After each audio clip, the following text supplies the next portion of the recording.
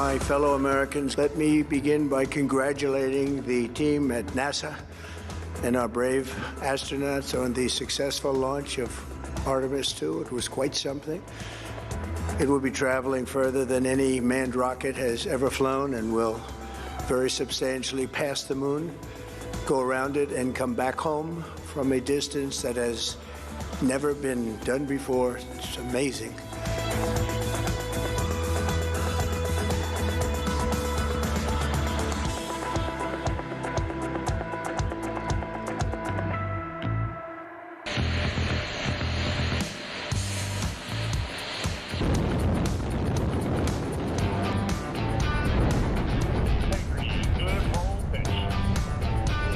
Roger, roll pitch.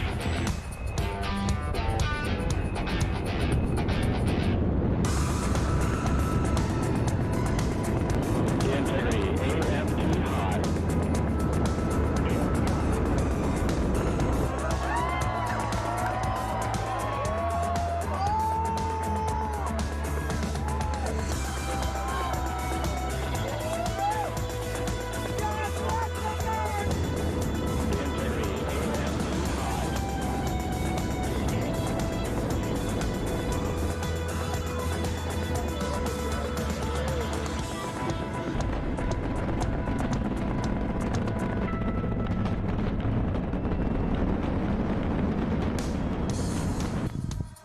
Due to that suit being pressurized and expanded, as well as the umbilicals being connected. We are now falling to the moon rather than rising away from Earth.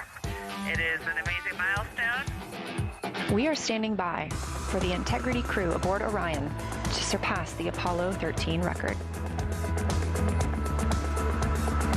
Integrity, we're now resuming operational audio contact.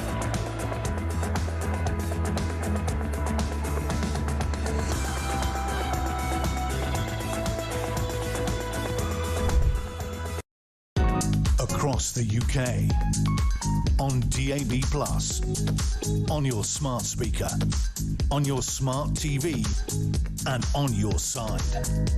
This is Talk.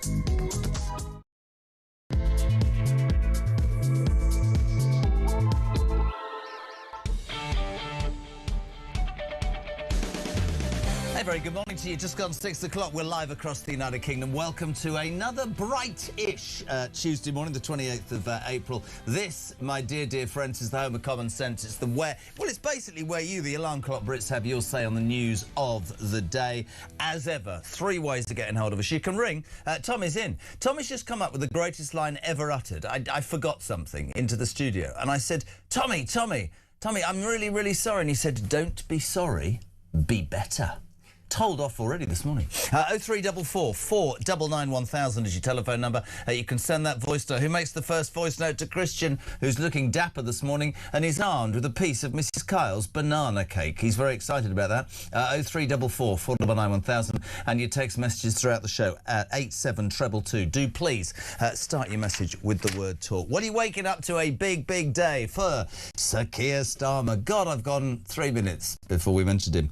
At 9 o'clock in front of the Foreign Affairs Select Committee, which is actually organised and sorted by Dame Emily Thornberry, who doesn't hold back at all. We have the Foreign Office, the former head of the Foreign Office, the guy who was before Sir Ollie Robbins, Sir Philip Barton. Is he going to stick the knife in? Followed by Morgan McSweeney. You know, I've lost my phone. I didn't have the messages on, and it was the government one, and I phoned the police, but I didn't tell them who I am or where I'm from. He's up as well. We are going to follow this from 9 o'clock, because I think it is a massive, massive day, on top of which, later on, Starmer, there will be a vote in the House of Commons as to whether he should, in fact, face an ethics investigation in front of the Privileges Committee, right? This Privileges Committee was the reason that Boris Johnson, who ate some cake, was brought down.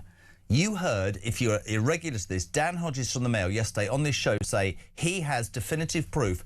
Well, his mind, he said, I believe Keir Starmer has lied 7 times to the House of Commons and 7 times to the British people. There is absolutely no way he should not be put in front of the Privileges Committee. But in a sort of rearguard moment last night, he pleaded with his own MPs. He said it's a political stunt. He called it a political stunt to hold him to task, the man who would not stop until he destroyed Boris Johnson. James cleverly said, this is really interesting, right?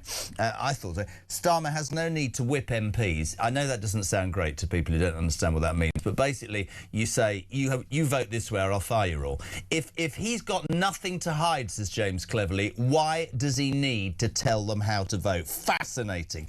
Fascinating. Is it D-Day for Starmer, or will he wiggle off the end of the hook as ever? 0344 499 1000. Text to 87222. And the latest is the King and Queen touched down in Washington, D.C., where they were met by Donald and Melania Trump. Congress. He will announce several things later on. He's basically been sent by Starmer, hasn't he, to soft diplomacy. Let's try and improve the relationship. I find it ironic that the King, with cancer, bless his heart, is all that way across the pond doing his best to save the relationship with America, whilst our own useless Prime Minister is basically over here trying to save his own skin. 0344 499 1000. Text to 87222. All of that stateside, all of that over here. But, ladies and gentlemen, how do we start today? With a svelte, tanned and very excitably looking Deputy Chairman of the Conservative Party, Matt Vickers. Good morning. Good morning. Pleasure to be excitable looking. Are you excitable looking? People made you look very well, but you've got the Robert Jenrick green tie on. Is there news to be had? It's the generic parliamentary. It's not teal. Is it teal those guys wear? Yeah, good colour. Yeah, it's not teal. It's just a nice parliamentary green today. You didn't adjourn until midnight last night. I want to talk about that in a bit, which was the Troubles bill. That disgusts me so much. But let's start with Starmer. Massive day. We start with the Foreign Affairs Committee, Select Committee, at 9 o'clock. Sir Philip Barton, Ollie Robbins' predecessor, who also talked about the pressure he was under to wave Mandelson through, right? Followed by Morgan McSweeney, and I make no apology for this. I was walking down the road and I had two phones, and the one that I lost happened to be the government one, and I didn't know that was the government one. And the thing is, like, what happened was on that one, the messages weren't turned off, so they've gone. And then I phoned the police, and I didn't say I was Morgan McSweeney, and I didn't know where I was, but I promise you it's real. Your leader, Kevin Bednott, has described it as fishy at best. Fishy at best? Well, he sounds as believable as Keir Starmer sounds, doesn't he? It all sound... Well, didn't he say it? Starmer said it's incredible. Some of the stories he's having to tell now are incredible. They're unbelievable. The absolute rubbish. And the front from a man who... We saw what happened over Partygate, over birthday cake, and the standards to which he was willing to hold Boris. And then we see this thing, and every day there's another revelation about how crooked and twisted this situation is, how unbelievable it is that the Prime Minister of the United Kingdom appointed a man who he knew had been sacked from office twice, who he knew had links to one of the most vile, awful paedophiles ever to walk the planet. Yeah. We then find out UK security and vetting flagged this situation, were concerned about it, and the government just went ahead with the appointment anyway. Absolutely stinks. We not only is that, it's the challenges of a guy who's lied to the country, ultimately, who's misled the country. It's the fact he told us due process was followed. It wasn't. This is the lawyer, not a leader, but we can't even do the paperwork and the process right. But actually, it's the threat to national security. He put in the hands of Peter Mandelson confidential information that was overwhelmingly important to our national security. We now know that Peter Mandelson is under investigation for mishandling. Previously mishandling such information. It's a threat to our national security. This Prime Minister has nowhere to go other than leave the job. 0344 499 1000. Text to 87222. Will he go? Because here's the thing. Your leader, Kevin Bednott, has managed to secure later, I think this is really interesting, a vote in the House of Commons as to whether he should face an ethics investigation in front of the Privileges Committee. Now, we all know that Labour, unfortunately, has this huge majority, and this will... But I want to ask a question, because politics is a dirty game.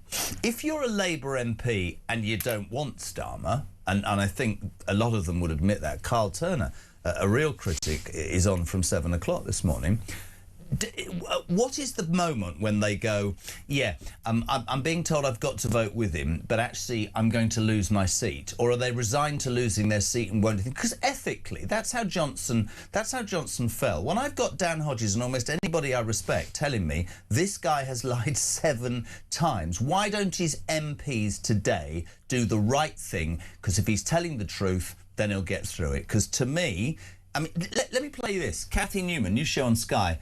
All right. Anyway, she interviewed Starmer yesterday. He says this is a political stunt. Have a watch. If you're so confident that your conduct is so very different to Boris Johnson, why not just let the Privileges Committee investigate and you know you'll be proven right? Why are you whipping your MPs to vote against this call for an investigation? Well, because it's a stunt. You are whipping your MPs against it. Well, we've got a meeting of the PLP later on tonight where that's usually determined on a Monday evening.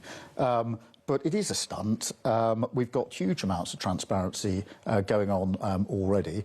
And frankly, as Prime Minister and as a government, it is really important I focus on what matters to millions of people across the country. Some people say that I've got it in for Keir Starmer. I haven't, but I just want, can we just... I don't believe a word he's... When you look at him, tell me, peeps, tell me, alarm clock Brits, am I missing the point?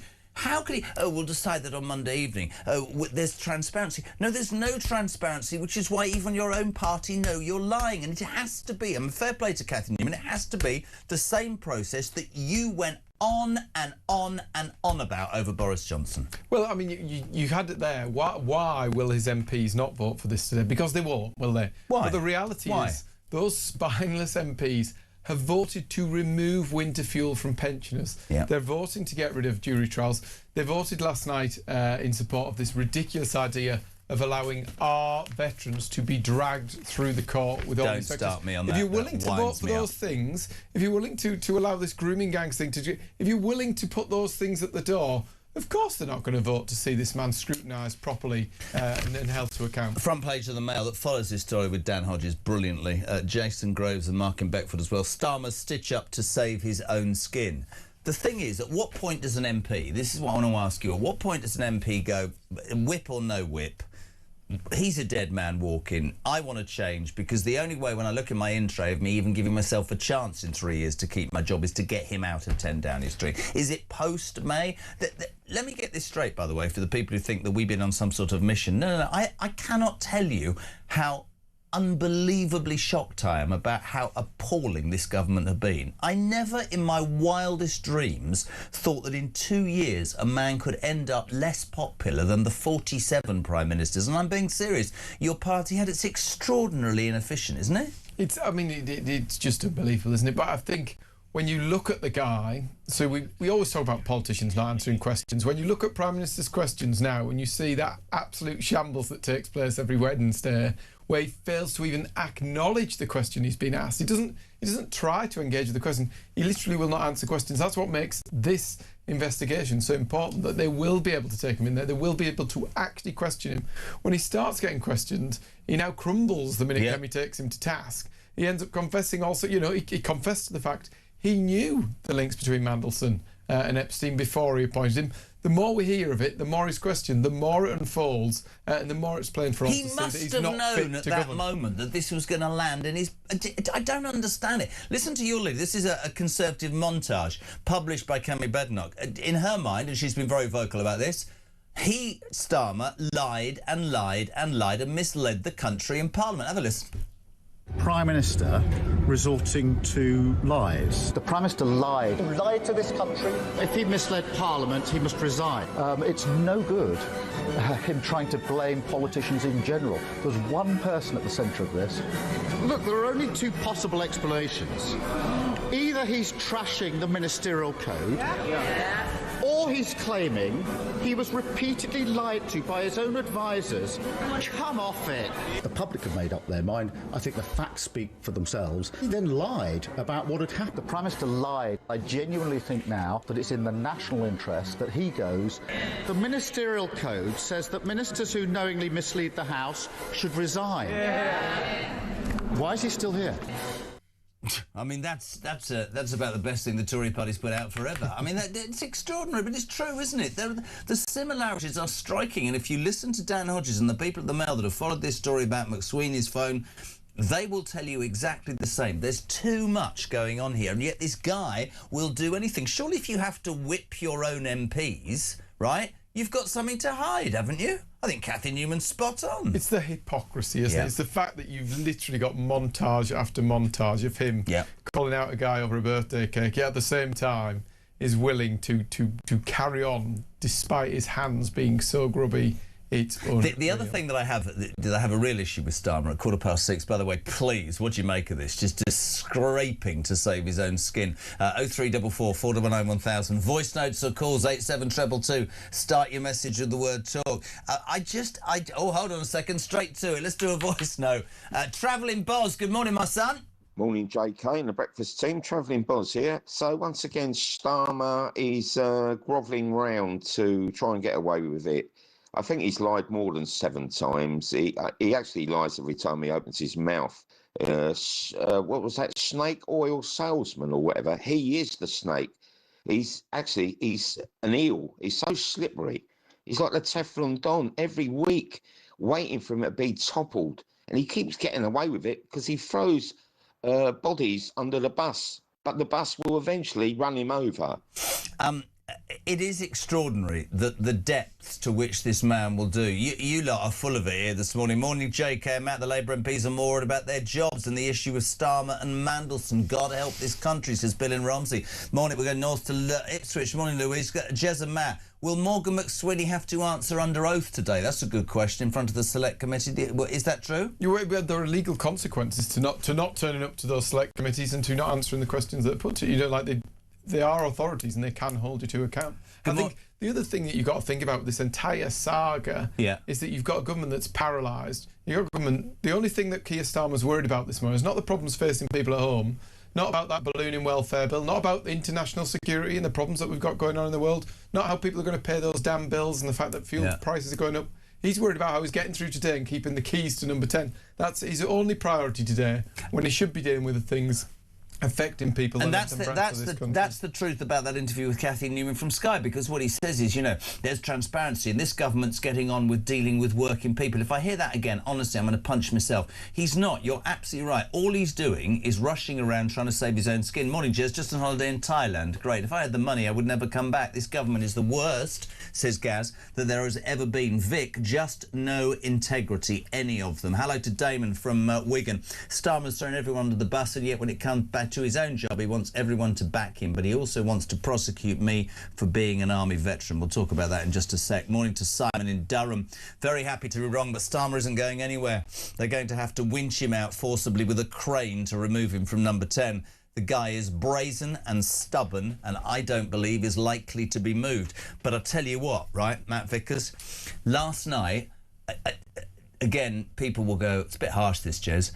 The low point for me is he will say, in my mind, and do anything to save his own skin. Apparently, this is brilliant, his wife. Oh, yeah, haven't seen much of her. Let's not get into that. Apparently, his wife thinks he should stay on. Let's have a listen. I always listen to Vic. I think she was the one in the first place that basically said, why on earth would you want to go into politics? But she is an absolute... And your answer to that question now? She is an absolute rock, and I confide in her all of the time, and hers is the best advice. I'm just thankful that I've got her every day. And at the moment she's advising you to keep going. She is, yes, and we talk everything through, and it's fantastic. We've got also 2 fantastic kids, a 17-year-old and a 15-year-old. I can't tell you how much joy and happiness they bring. They are my pride and joy every single day. Right. It's interesting, isn't it, when politicians have their backs against the wall, out comes the family and out comes all that. I'm sorry, and people will go, don't be harsh. I just don't buy him. There's much about politics I don't buy in many spheres, but as a man, and I genuinely mean this, I've said this to you, your party, everybody stopped listening to your party, you've been honest about that. And as a Brit, I was a Labour supporter, but I wanted them to be a success. And from day one, I cannot... We go back doing this 2 years, Matthew. Do you remember the pensioners thing straight away? Then the waspy women, then the farmers, then the fuel, then this, then that. Incompetence doesn't cover it. Well, it really doesn't. It's who does he stand for? What does he stand for? If you're willing to throw our veterans under the bus, if you're willing to do the pensioners in on the winter fuel allowance, if where does it stop? Who is he on the side of? The only people he's on the side of is the benefits claimants who are the only people benefiting from this government. Can we have this? Because you were tax at record levels. It's appalling. Can we have this discussion? Because you were in the Commons till late last night voting on this. I mean, I was quite vocal yesterday, and I'm not going to apologise for it because I'm going to continue. There's much about many governments I disagree with. How, in the name of God, anybody or any government can look itself in the mirror when it's saying to people who donned a uniform and were told by politicians to go and deal with troubles in Northern Ireland, and they had their authority, right? They were given rules and orders. They wore a uniform. They went to Northern Ireland. They faced all that 30 years ago. And we've got a government that not only wants to prosecute them for what they might or might not have done, but gives immunity to the IRA. Sorry, there's much about this government and the world that annoys me. That is despicable. Despicable. It is the law of the law. These people signed up for king and country, put their lives on the line. They didn't just take on a grotty job. They put their lives on the line to protect this country. And what is this government giving them? A slap in the face. People who are now in care homes across the country waiting to see if a letter arrives summoning them to court. It's the law of the law. It doesn't get any worse. We had James Cartledge on yesterday, your Shadow Defence Secretary, brilliant, and it really resonated with so many people. It wasn't going to be the main bit of news, but so many people. As a veteran, much as I walk down the street and I say, I've told you where I live, and there's a veteran every Saturday, and he's been thrown out of where he was living for some illegal migrants, and the guy gave 14 years. Now we're going to possibly prosecute him because he... And somebody made a really good point yesterday, Matt, which was our armed forces go into combat or to war or into areas to do with stuff because they're given that rule by politicians. So maybe we should be looking at the government of the day and prosecuting them, whether it was Tory or Labour, I don't know. Yeah. It's disgusting. Yeah, if something's wrong with the decisions that have been made, hold the people who made the decisions to account. But it's literally the law of the law. How could you, if you got into politics thinking you're going to benefit the world, you go in there and do our own veterans in, put them through this. I liken it very much to, you remember the trouble at the Bell Hotel in Epping, and the local council took the side of the people and said, look, locally in the community there are illegal migrants living in a hotel. There's been accusations of some attacks. We want to close it down. And the council won that, and the government went to court to turn back what the local council said, and I'll never forget the line.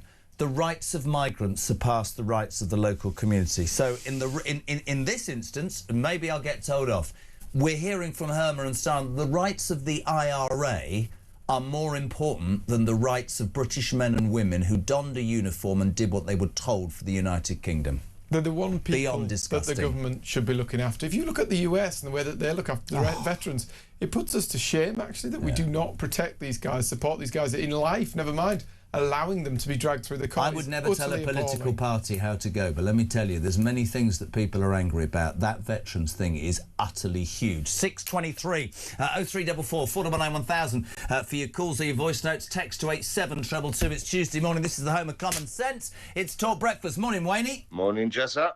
It's Wayne from Erdington in Birmingham. Let's hope they finally get to skewer Keir Starmer today. He's not exactly the Teflon Don, but what he is a little non-stick frying pan. Let's hope that fails today. Let's hope they skewer him. Keep up the good work, Mr. Coyle. Have a great show.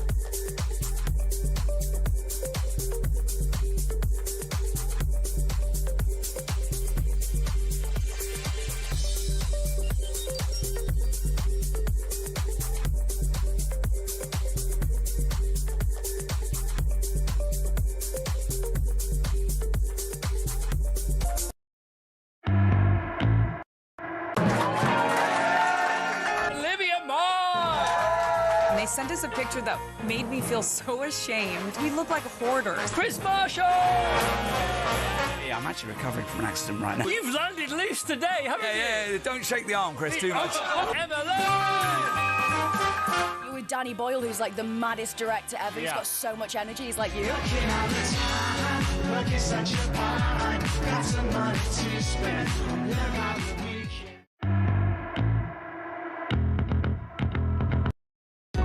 Across the UK, on DAB+, on your smart speaker, on your smart TV, and on your side.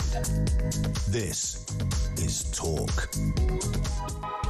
Welcome back, my friends. 6:25 is Tuesday morning. It's the 28th of April. A very good morning and welcome to Talk Breakfast. This is, of course, the home of common sense and the home of the alarm clock Brit. What are you doing this morning? Are you on the way? Are you on the way back? Are the kids giving you grief? Are you waiting to get in the bathroom?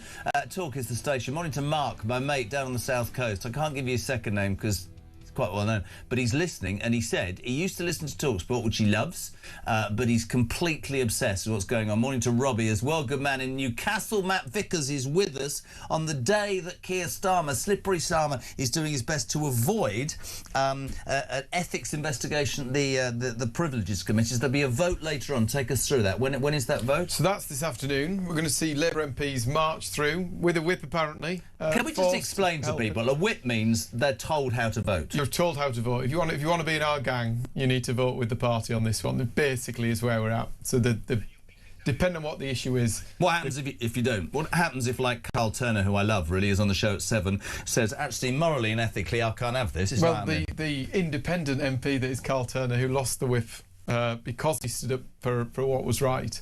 So that's the threat they face. We've seen a few of them dare to do it before, where they broke the line on winter fuel. A few of them had the spine and the backbone to break the line. We'll see what happens today. I think you'll find, in the same way that Keir Starmer woke up to work this morning and his number one priority is keeping hold of that job, a lot of these Labour MPs are thinking in the same way. They put principles at the door and go and vote as they're told. But there's my point. At what point, this is presumably, the turning point will come when they go, loyalty, three-line whip aside, my job is not going to be saved if this man's still in number 10. Because it really annoys me, not in defence of Boris Johnson, that he faced a Privileges Committee, as it turned out correctly, so the Tory MPs realised what was going on.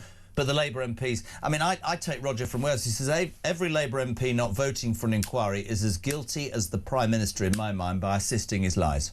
Well, I think when the thing for the Labour Party is they've got this spineless, pathetic Prime Minister who is doing untold damage to our economy, putting people out of work, businesses going to the wall. There's plenty of transparency for working people. But there's a choice, isn't there? Because actually, as pathetic as this guy is, if they get rid of him, they're then faced with the choice of Ed Miliband, Angela. Do you know there isn't any good choices that to me, forgive me if I sound, that is not a reason to keep him on. No. Because if we're talking about morality and we're talking about what's right and wrong, and we're talking about a man who made a big thing about how the Tories were engulfed in sleaze and Boris Johnson, then you live and die by what you say, don't you? He's one of the biggest hypocrites walking, but the reality is those Labour MPs are voting to save their own necks today, and they seem to think, however bad this guy is, as the most unpopular Prime Minister ever, they still think the other options could be worse. It's really interesting. I must say, I do love Julian, who says, morning, Jeremy.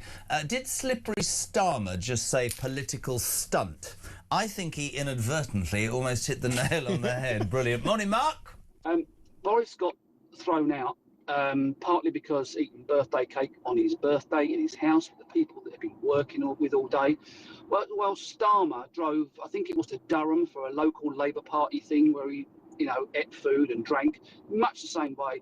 This man is constantly throwing stones at everyone while blaming everyone else for his ineptitude, and seems to get away with it over and over again. That there's so much hypocrisy going on here. It's absolutely ridiculous, and the man should walk away for his own sanity more than anything else. It's really interesting. The level of anger, I've not seen it. Sean in Gloucester, just imagine what the Ayatollah and Herma would do if the rape gangs were military personnel. They'd be investigated immediately. Absolutely. He talks, doesn't he, Starmer, about how that interview with Cathy Newman from the Sky, it's a political stunt today. I'm getting on with running the country. No, you're not. No, you're not. The fuel is at its heaviest. We're absolute pariahs on the international stage. We've got no military. We've got our borders are literally open as far as I can see it. The NHS is an absolute show. I missed out the other word deliberately. Education is run by people who seem to have an ideology. Nothing works. Everything's more expensive, and people are being taxed to the back so that people who don't want to work can sit on their backsides. How in the name of God does that tell me he's improved this country? It's got to sound like a politician, isn't it? It's quite easy, isn't it? It is devastating. Everything is going the wrong way. Yeah. His one priority is to hold the keys to numbers. I mean, unemployment numbers, 18%, I think it is, more people unemployed. Even you're squeaking. Businesses going to the wall, destroying the economy. These are people's lives, these people who put out of work, because of the choices this man is making. He's not even thinking about that because he's too busy trying to hold on to that nice Billy from Fareham, new listener, new viewer. Starmer is a desperate, desperate man. Never seen a politician lie, gaslight and deflect like him. Sad thing is Cabinet and MPs blindly following out of fear. He needs to go. Labour need to go. All the electorate want is someone who puts Britain first. Have a great day. I think that's absolutely true. Morning, JK. David Aberdeen. So Starmer's just thrown his wife under the bus by saying she gives him advice. For God's sake, man, just go. Do you remember when David Davis, a man who I respect enormously, stood up in the House of Commons when Johnson's career was hanging by a thread, and he just looked down and just went, for God's sake, man, just go.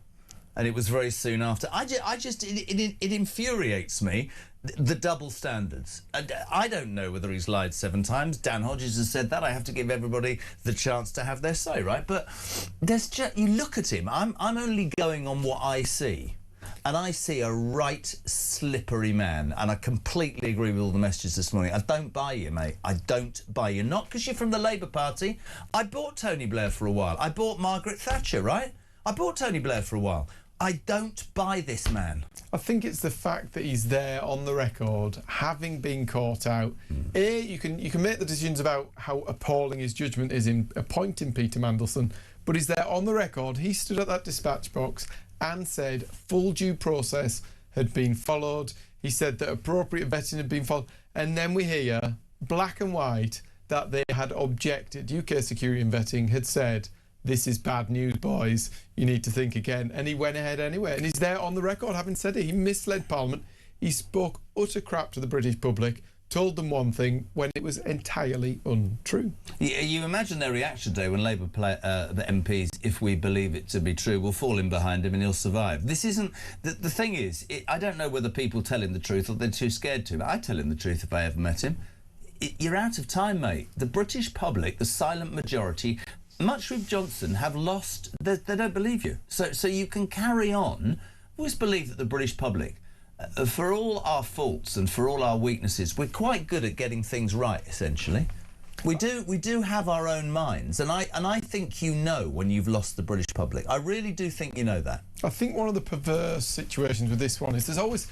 Prime Ministers always have a majority of sorts. He does have a ridiculously huge parliamentary majority. And he's the most insecure Prime Minister we've had for years. Well, he's in that situation, but he's got this rump of backbench MPs who are willing to follow him like lemmings over the edge of a cliff, and they're not willing to stand up for him. The end result is the country has to continue tolerating this because a lot of Labour MPs are worried about their jobs. Never have we seen MPs on this scale willing to blindly follow a Prime Minister who has completely lost touch with the public. Completely agree. Listen, morning, Anna. How are you? Morning, Jess. Anna, sorry. Much as I admire Matt coming onto your show, I want you both to stop saying the following sentence. Starmer destroyed Boris Johnson. No, he didn't. Boris Johnson destroyed himself as the Tories destroyed our country. And I admire Matt for sitting there week in, week out, trying to defend the Tories. They made mistakes. We're rebuilding. Lessons have been learned. But it's true. To be fair, and I'm not... I love opinion, Anna. Matt has been that vocal for 2 years and could not apologise anymore. And I'm not just sticking up with my mates. It's fair, right? I think. Do you know what? I'm always the first to tell you what previous government got wrong. Actually, very happy to But the world is a very different place in the UK now. We had near record levels of employment before this government came to office. At least you didn't say it was because of COVID, because that would have sent me right over the edge. Businesses were opening. People had opportunities. Our education system was doing well. We had a record number of police on the streets. We've now ended up in a situation where nearly 18% more people. But you did, but the government, the 14, you messed it up. There was mistakes. There was mistakes, but there was also lots of things that were done correctly as well. But the one thing did that message get lost with the mistakes that were made? I think. Do you know what? Press coverage is press coverage. I can point to you the things that they got wrong, that we should have got right. What are they? What are the big things that the Tory... I think on immigration we didn't move fast enough. I do think we were moving in the right direction. We put into law the fact that if you arrive in this country illegally, if you break in, you should be detained and deported. Did we get that across the line quickly enough? Did we make it happen? We were way too slow. We got held up in the courts. Would you agree now, like me and many, Tories, old-fashioned Tories, that one of the other big things that you can blame on Boris Johnson is this was a man who didn't do Brexit, who moved to the centre, who became actually far more green than any person ever believed he would do, and his priorities, the traditional, true Conservative priorities about, policemen and women on the streets, secure borders, all that good thing, defence, all those things, it wasn't a priority. That, for me, is also massively important where the Tories went wrong. You do have to look at some of the things. There is contrast, so you can... When we talk about law and order and policing, we put more police on the streets than there's ever been. Theresa May cut them all, Theresa May cut thousands. We still got to the point under Boris where there were more police on the streets than before. Give you that. We toughened up sentencing. Some of these vile people who commit some of the worst crimes, we decided to lock them up for longer. We're now seeing this government backpedaling. They are releasing prisoners onto the streets early. We're talking about retail crime yesterday. People aren't going to prison now if they're serving less than a year. Yesterday he said he's going to sort out shoplifting. He's going to sort it out. His morning, MPs voted against. We had a choice in the House of Commons to say if you commit more than 3 offences of shoplifting or assaults on retail workers, we'll ban you, we'll tag you, or we'll issue you a curfew so that those retail workers who go to work every day can be protected. He's not voted against it. It's appalling. It's pathetic. They voted against that? They voted against the idea. Why? You tell me. Utterly pathetic. It's extraordinary, isn't it? And a great message, though. JK, Matt, I suspect that once Starmer and Trump are out of office, I suspect the special relationship will return to normality. Overnight, the King and Queen, who landed in D.C., show what real public service looks like, not the self-service demonstrated by our Prime Minister. Have we got a new national anthem? Because every time the PM appears at an event, the crowd seem to sing Casablanca. Well, I think they call it Casablanca. You didn't realise that when you put that through, did you? Cliffy, I love it. Lisa's in Bolton, good morning. Absolutely nothing will happen to Starmer today. All this coverage is a waste of time. He makes me feel sick. So she's basically feeling sick and my programme's a waste of time. After the break, we'll talk more about that stateside trip. The King and Queen landed in Washington, D.C. and was served cucumber sandwiches by Donald Trump and his wife, Melania. Back in 3. Cheers.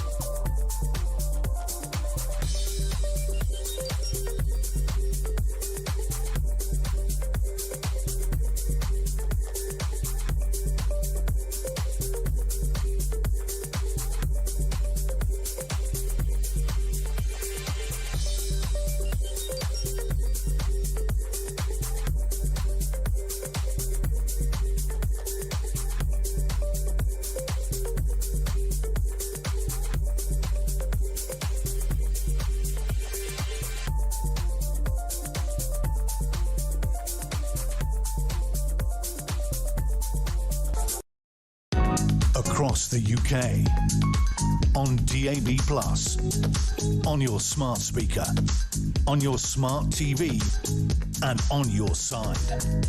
This is Talk. Welcome back. He really is a man of many talents. Matt Vickers, Deputy Chairman of the Tory Party. During that break, he's writing a speech he's going to make in the House of Commons later about your local fire service. My local fire service, that under this Labour government, is facing very, very tough times. Is likely to be cuts to frontline firemen. We're going to see a reduction in the number of fire people, whatever you want to call them. Fire brigade persons, firemen, cuts to appliances, frontline. But this is one of the smallest forces in the UK. It faces unprecedented challenge. So A, it's small, so it doesn't have the economies of scale. B, we've got a huge industrial base, and C, we've got social deprivation that's off the charts. And as a result, a fact my area won't be proud of, we are the arson capital of Europe. There are more deliberately set fires in my part of the world than anywhere else in Europe, and we're seeing a cut to the number of firemen on the front line, despite the fact we're paying record levels. No, but I think you're being unfair, because Keir Starmer is doing well by working people and doing well by the country, isn't he? Karen doesn't think so. Morning, Cass. Hi, Jezza. No, I think they should leave Keir Starmer right where he is, because then the country will see how bad it's really going to get under him, and it's going to fall spectacularly apart before our eyes. Don't want Angela Rayner, certainly don't want Shabana Mahmood, don't want anybody else in that position. Leave that liar right where he is, because it'll be the end of Liar forever. Brilliant. The thing is, whilst I don't sort of disagree with her, because you made the point earlier, what could come afterwards is frightening, right? Is how more destroyed will this nation be in 3 years under this man? Can we just go back quickly before we move to the Royal Tour to this Foreign Affairs Select Committee today? I'd like some sort of insight from you. Dame Emily Thornberry is the head. They've called two people up. Sir Philip Barton, who was the head of the Foreign Office Civil Service, then he was replaced by Sir Ollie Robbins, who last week while I was away made a big thing about it. From the moment I got in the job, it was pressure to push this through. I got a phone call one day, he said, from Morgan McSweeney saying, just get it done. Morgan McSweeney follows him. Do you think both, neither, or one of the two will stick the knife into Keir Starmer today? Well, we've seen Keir Starmer who's willing to make anybody the fall guy for his mistakes. McSweeney is another person who's felt the wrath, who's been forced out because of Starmer's mistakes. He's probably going to have a few things to say. But the other huge revelation that came out of the Ollie Robbins interview last week was about Matthew Doyle. Because not only have we seen Mandelson appointed, despite his links to vile, evil paedophiles, Matthew Doyle, former comms director at Number 10, was made a member of the House of Lords, despite the fact he also had links to paedophiles. And what came out of the Ollie Robbins discussion last week was the fact that they were told to have a look to see if there was any ambassadorial positions that they could give to Matthew Doyle to help him on his way, because he's no longer going to have a job at Number 10. It's the law of the law. I've just looked at myself on the camera. I am, in fact, turning into my dad, who obviously is dead, so I probably look better than he does right now. But I'm just making the point. I looked like my dad then. What are we doing? I'll tell you what we'll do. Let's remind ourselves. I was away. Let's remind ourselves of some of the evidence that Sir Ollie Robbins gave last week, because it was utterly damning. They're laughing about the fact my dad's dead. I think that's quite harsh. Play the tape. My office, the Foreign Secretary's office, were under constant pressure. There was an atmosphere of constant chasing. When will this? Daily phone calls. I couldn't say for certain daily, but I mean certainly very frequent, from private office to private office. Has this been delivered yet? Never any interest, as far as I recall, in whether, but only an interest in when. That was pretty damning. Could I just say I found out why the gang were laughing through the glass when I said that I look like my dad. He's no longer here. They said, has your dad got Botox, or did your dad have Botox? And I said, which has made them all drop their tea, he probably needs a bit of it now. 17 minutes to 7, 0344. He'd love that. 0344 499 1000, text to 87222. Do you think they'll turn on him or not? I think there's a good chance. I mean, the problem is, well, these guys are professionals. They're very they're both sensible. being shafted. They go on to do. You know, there's just senior civil servants who've served in whatever roles. They're probably professional in outlook. They're not going to squeal like the average person on the street. Well, what about McSweeney? What lies in wait for him? I mean, we heard yesterday the police have gone into Number 10. And I mean, here's another thing, by the way, which I love about Dan Hodges, about the phone thing. I'll put this to you as the Deputy Chairman of the Tory Party. So when he has the phone nicked of the two, and that happened to be the government one, and that happened to be the one where the I can retrace the messages was switched off, and all of those things. If I sent you a message today, or I sent you 5 messages, and then I'm McSweeney and my phone's nicked and I've turned the messages off, they're still on your phone, aren't they? So presumably if number 10 is covering anything up, and I don't know if they are, the police will get involved with that. But McSweeney, maybe he's the fall guy, maybe he isn't. Where does he go in terms of career from this point? Has he got anything to lose? I mean, that is the question. We're going to find out whether some deal's been done, whether some conversation's been had, or been whether offered he's an going to sing like a canary. Yeah, that could be the thing. And what we need, the one thing that will be devastating about today is we do deserve the answers. This privileges investigation should go ahead, so you could actually get the guy to answer the questions. The fact that our MPs were willing to make Boris do this and answer the questions and do the right thing, that's sort of the standard that the last government might have had and the last set of MPs had.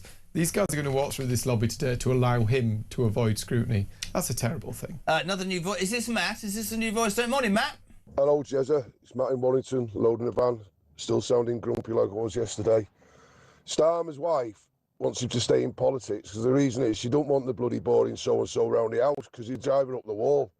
He'd sell her down the river, wouldn't he? Darling, you shouldn't be doing it like that. It's against process. You being court of human rights won't like us doing that, laying the table that way. No, I'm going to prosecute you. Oh, God. And these Labour MPs, I hope they're all looking on LinkedIn or somewhere like that for new jobs because they're all going to be out of a job in the next couple of years. And they can't smell the coffee. It just gets worse every day, doesn't it? I'm sick and tired of hearing about him. Can someone just sack him? Just tell him to go away? Because we just need to get rid of the buffoon. He's a whopper, a Band 1, Class 1 whopper. Anyway, Jez, a great show. Ta-ra. A Class 1 whopper. Very quickly, Bill says, JK and Matty, all these lies are down to one thing. They used to say you never see a poor bookmaker. Now they say you never see a poor politician. Money, money, money. Do you see a poor politician? You're loaded, aren't you? You only do this because I don't know about that. Yeah, oh, he's got no money. Oh, you're going to start moaning. 6:45. Let's just move on to the other big news story of the day. It's over every paper. I love this in The Sun. I'm not going to... it's fantastic on the front page. The King and Queen landed in Washington, D.C. United Kingdom. Don't look at me like that. 0344 499 1000. Soft diplomacy at its best, and I think we should salute the King and Queen. This man is ill, and he's travelled across the pond with his wife, Queen Camilla, to well, it's a 4-day state visit, and later on today we'll be talking about this in some detail. We've got royal correspondents across the day and in this show as well. He will be talking to Congress, where his job is to somehow mend what is a quite fractured personal relationship, certainly between Trump and Starmer. But of course, the special relationship, the sharing of secrets militarily or whatever, that continues on. He's going to talk about the assassination attempt from 2 days ago. He's going to stick up for the British Navy, or the one ship that we've got, after the president dubbed UK aircraft carriers as toys. By the way, actually, can I just say, we haven't done an update. We've got a migrant tracker. I wanted an HMS Dragon tracker. Has it made it to Cyprus yet? I mean, this is the only boat we had, and HMS dragging your feet. Before I went on holiday, it was a week at going, union rules, and then it got stuck somewhere because the sanitation problem. War's finished, by the way. Can we just find out where HMS dragging your feet is? I don't know how you stick up for the Navy, but from a royal point of view, they'll do a lot better. I find it ironic they're doing Starmer's job for him. I really do. You look at this and it actually just tells you about the value that the royal family has. We've got this relationship with the US that is seismically important to us. It's important to us for trade, it's important to us for defence, it's important to us for intelligence. It's served this country for generations. The interests of this country, we have been saved for generations as a result of our relationship with the US. Starmer's come and absolutely trashed it. When leadership was required, when we needed that decision about allowing the US to use our bases, they got dilly-dally, did the delay. And the end result is he's trashed that relationship. This time, because of the royal family, we're able to send somebody in there to represent the wider United Kingdom, engage the US and tell the US we're still an ally, we still care, we still think that you're important to us, and we want to work with you going forward. Without the royal family, we wouldn't really have a mechanism to do that. it tells you why it's been supported. That phrase that Dickie Arbiter came up with yesterday, soft diplomacy, is really, really important. There will be many people who are anti the monarchy, with all the problems with Andrew Mountbatten Windsor and Fergie and Harry and Meghan, but at its core, what the royal family does and what it brings in return with how much a president, for example, costs and doesn't bring in is extraordinary. And it'll be interesting to see, because Donald Trump, I mean, I've always believed with Donald Trump, if you stood up to Donald Trump, then you'd be all right. Starmer, I remember that first, when he went to Washington, he was first elected, and I always tell this story because it just resonates in my head. He dropped his papers and Starmer immediately got on his knees and started picking them up, and I thought, oh my God. Charles will say what he needs to say. He'll make a few points, and fair play to him. The personal relationship will outlast those two anyway. Yeah, it's a relationship that should be built on respect and trust, and they've lost respect for us as a result of the actions of our Prime Minister. But I also maintain that if I'd been the Prime Minister and he'd said to me, are you joining the war? I said, no, but you can use my bases. That's what the British people want, and you'll have to deal with that, big boy. Yeah. And that would be fun. Caroline Levitt, the press secretary in the White House, the one who's actually just finishing a job, she's about to have her second child. This was interesting. She talked yesterday about the hatred in politics on the back of that third assassination attempt. By the way, the guy that did that, Cole Allen, has been charged with assassination overnight. More of that on the show today. Caroline Levitt. Nobody in recent years has faced more bullets and more violence than President Trump. This political violence stems from a systemic demonization of him and his supporters by commentators, yes, by elected members of the Democrat Party, and even some in the media. This hateful and constant and violent rhetoric directed at President Trump day after day after day for 11 years has helped to legitimize this violence and bring us to this dark moment. Those who constantly falsely label and slander the president as a fascist, as a threat to democracy, and compare him to Hitler to score political points are fueling this kind of violence. The left-wing cult of hatred against the president and all of those who support him and work for him has gotten multiple people hurt and killed, and it almost did so again this weekend. Can I just use that as a frame to something that we were talking about yesterday, and I want to ask you. We've heard, quite rightly, listen, I'm being straight, about some barbaric madness on the far right. We've seen that.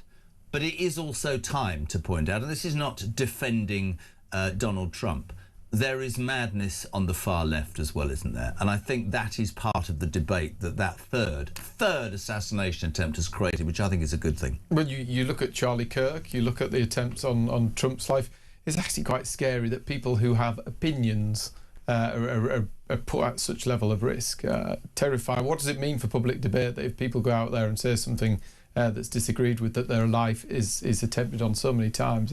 And it's quite interesting if you scale that back and you talk about this country and whatever your I've said it many times, I don't care what your political persuasion is. I'll have a debate with you and then we'll get on with our lives. But there is a feeling amongst those on the left, I always quote my daughter on this, well, that's rubbish, you should be cancelled, or Churchill was this, or Thatcher was that. But you don't know what you're talking about. Yeah, but that's my opinion. You're old-fashioned and you're wrong. I've always thought debate should be two-way. And I think, listen, I've got no time for the far right at all. And it infuriates me when people that talk about, I don't know, secure borders or a good military or good police or low taxation is apparently demonised as far right. No. That's what Starmer said after Southport. There was a lot of bad people, but there were also a lot of people who were terrified about what was going on. But we have to acknowledge the far left, or many people on the left, don't want to debate. It's their way or the highway, and then it goes beyond that, and that's quite frightening. Well, you get them sat on social media, these lefty trolls who are talking to each other all day and telling you how wrong the world is. And those people who go out and work hard and do the right thing, and how terrible they are for having real opinions about life and being not too afraid to express them. It's quite a scary situation. I think social media doesn't really help us in this front. Dave, really good point. I wanted to ask you in the chamber last night, the Veterans Minister, Al Cairns, who was a quite senior serving officer and is now the Security Minister, he wasn't in the Commons, was he? You do wonder where people might go when it comes down to votes like this. So we'll see, for instance, he today was with that... slaughtered, excuse the pun, actually, by many veterans saying, you were one of us and you've let us down. Now, I've read and heard that he's been on resignation watch, that he actually doesn't agree with this policy. Yesterday he was away on official business. What does that tell you? Well, we'll see how many are away today. People might be busy or engaged in the constituencies and let slip rather than allowing them to vote against him on this privileges vote. Something like that, though, people do need to make a stand. If people who are appointed so your job as security minister is more important to you, or an armed forces minister, than what you believe in. Listen to Dave in Aberdeen. He said, do you know, this makes my bloody blood boil? He said last night, at the weekend we had a charity night on Saturday to raise money for combat stress, because the help we get from government is worse than useless. It's disgusting. These people who deserve... I mean... the US, we should just go over there, pick up what the US do for their veterans, because it's completely different to what we do. They give people the respect that they deserve. People who put their lives on the line for their country are given the respect. We just aren't doing it. Diane in Bedford. Jez, my son joined the forces just shy of his 18th birthday. He's now 24, and even he is now considering leaving due to the disgusting government and the possible threat of the door knocking when he's in his latter years, even though he's been told he's already on target for promotion to sergeant. It seems illegal migrants get more rights than forces personnel in this country, says Diane in Bedford, who's probably going to be called far right by somebody on the left, but she's absolutely spot on. Her son joined up to fight for king and country, and now, terrified that he might be prosecuted in 30 years, is going to give up. Disgusting. It's heartbreaking. It's actually it's an act of national self-harm. What message does it send to those youngsters who are thinking about signing up to serve this country and put themselves in harm's way? It just all going the wrong way. So later today, after you've done your thing about the fire service, and do you know they're called water lilies by the ambulance and police service? That's quite interesting. Something like that. You are going to be there for that select committee vote. Should he appear before the privileges committee? Absolutely, and anybody else as well. But you don't think it'll get through? I don't think it'll get through. I don't think I mean, these guys haven't shown any backbone this far. It would be very surprising if all of a sudden, after doing the pensioners over, after doing the veterans over, you're going to take a swipe at the Prime Minister and get him held to account. If you're willing to put your principles at the door on all these other issues, you're not going to take a stand on this one, are you? Really interesting. And then from 9 o'clock, the Foreign Affairs Select Committee, Sir Philip Barton, who used to be the head of the Foreign Office Civil Service, and Morgan McSweeney, the Chief of Staff. Oh, yes, he's lost his phone. He's going to be on. We're going to do that live. Matty, what a day you've got. Thank you. Full steam ahead. Really appreciate it. We love having you. They love you. They love you coming on, because at least you have the courage to stick your head above the parapet. I'm not sure about the Robert Jenrick tie, though. Did Robert Jenrick give you that tie? I'll find a more exciting tie for next week. No, I quite prefer that. The green's quite... It's quite country. Or maybe you're joining Zach Polanski. We got to. Oh, sorry. No, is there not a defection to the Greens on the car? Yeah, watch this space.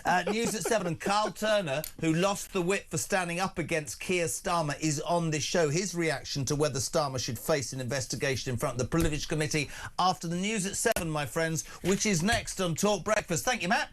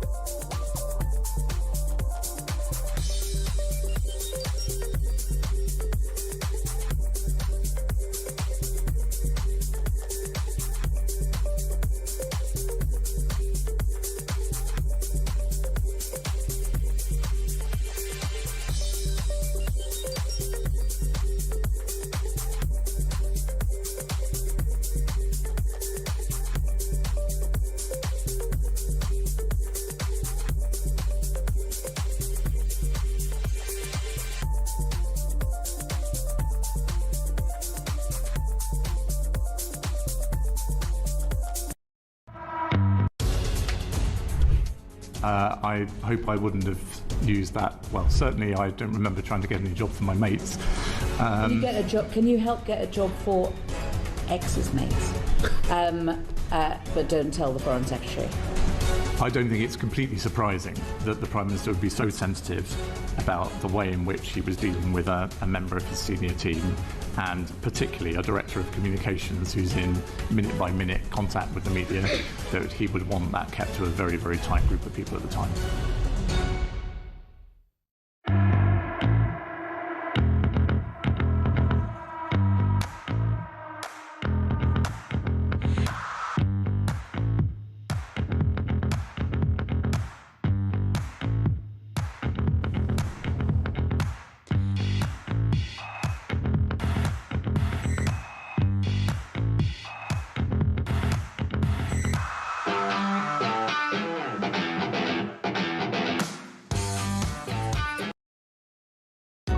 Across the UK, on DAB+, on your smart speaker, on your smart TV, and on your side. This is Talk.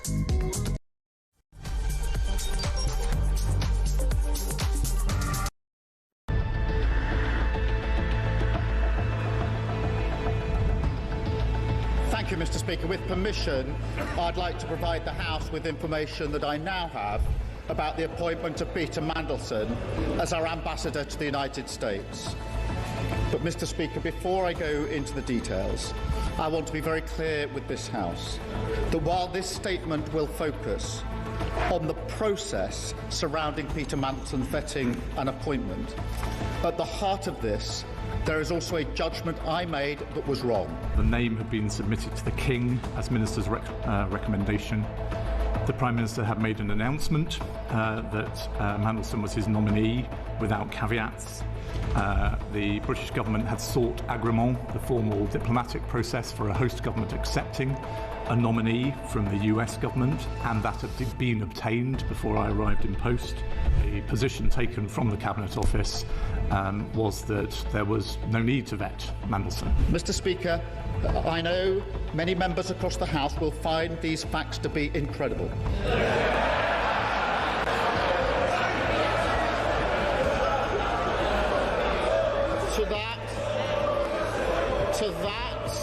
To that, I can only say they are right.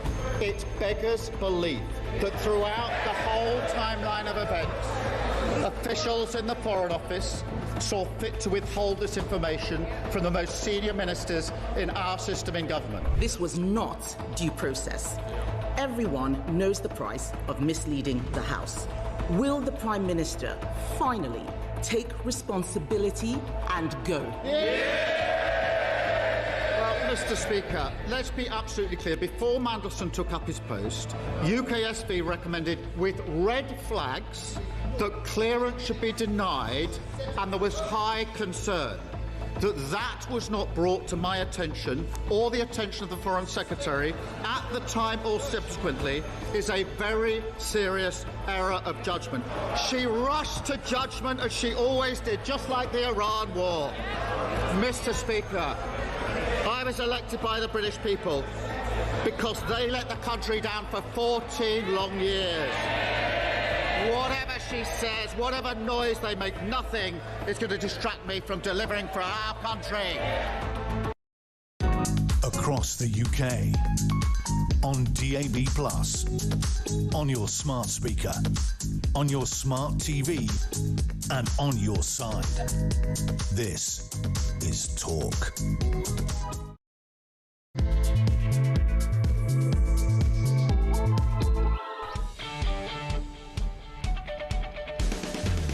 Welcome back or welcome along. Just gone 7 o'clock, Tuesday the 28th of April. You would Talk Breakfast Talk, of course, the home of common sense and the home of the alarm clock. Brett, welcome to the show. There's so much going on wherever you are in the UK this morning, up and at it, on the way back from a night shift, trying to get the kids sorted with breakfast, heading to the gym maybe. Morning, Dan. 0344 499 1000 is the only number you need. You can leave a voice note for Christian. You can make a live call. You can also text 87222. It's your show.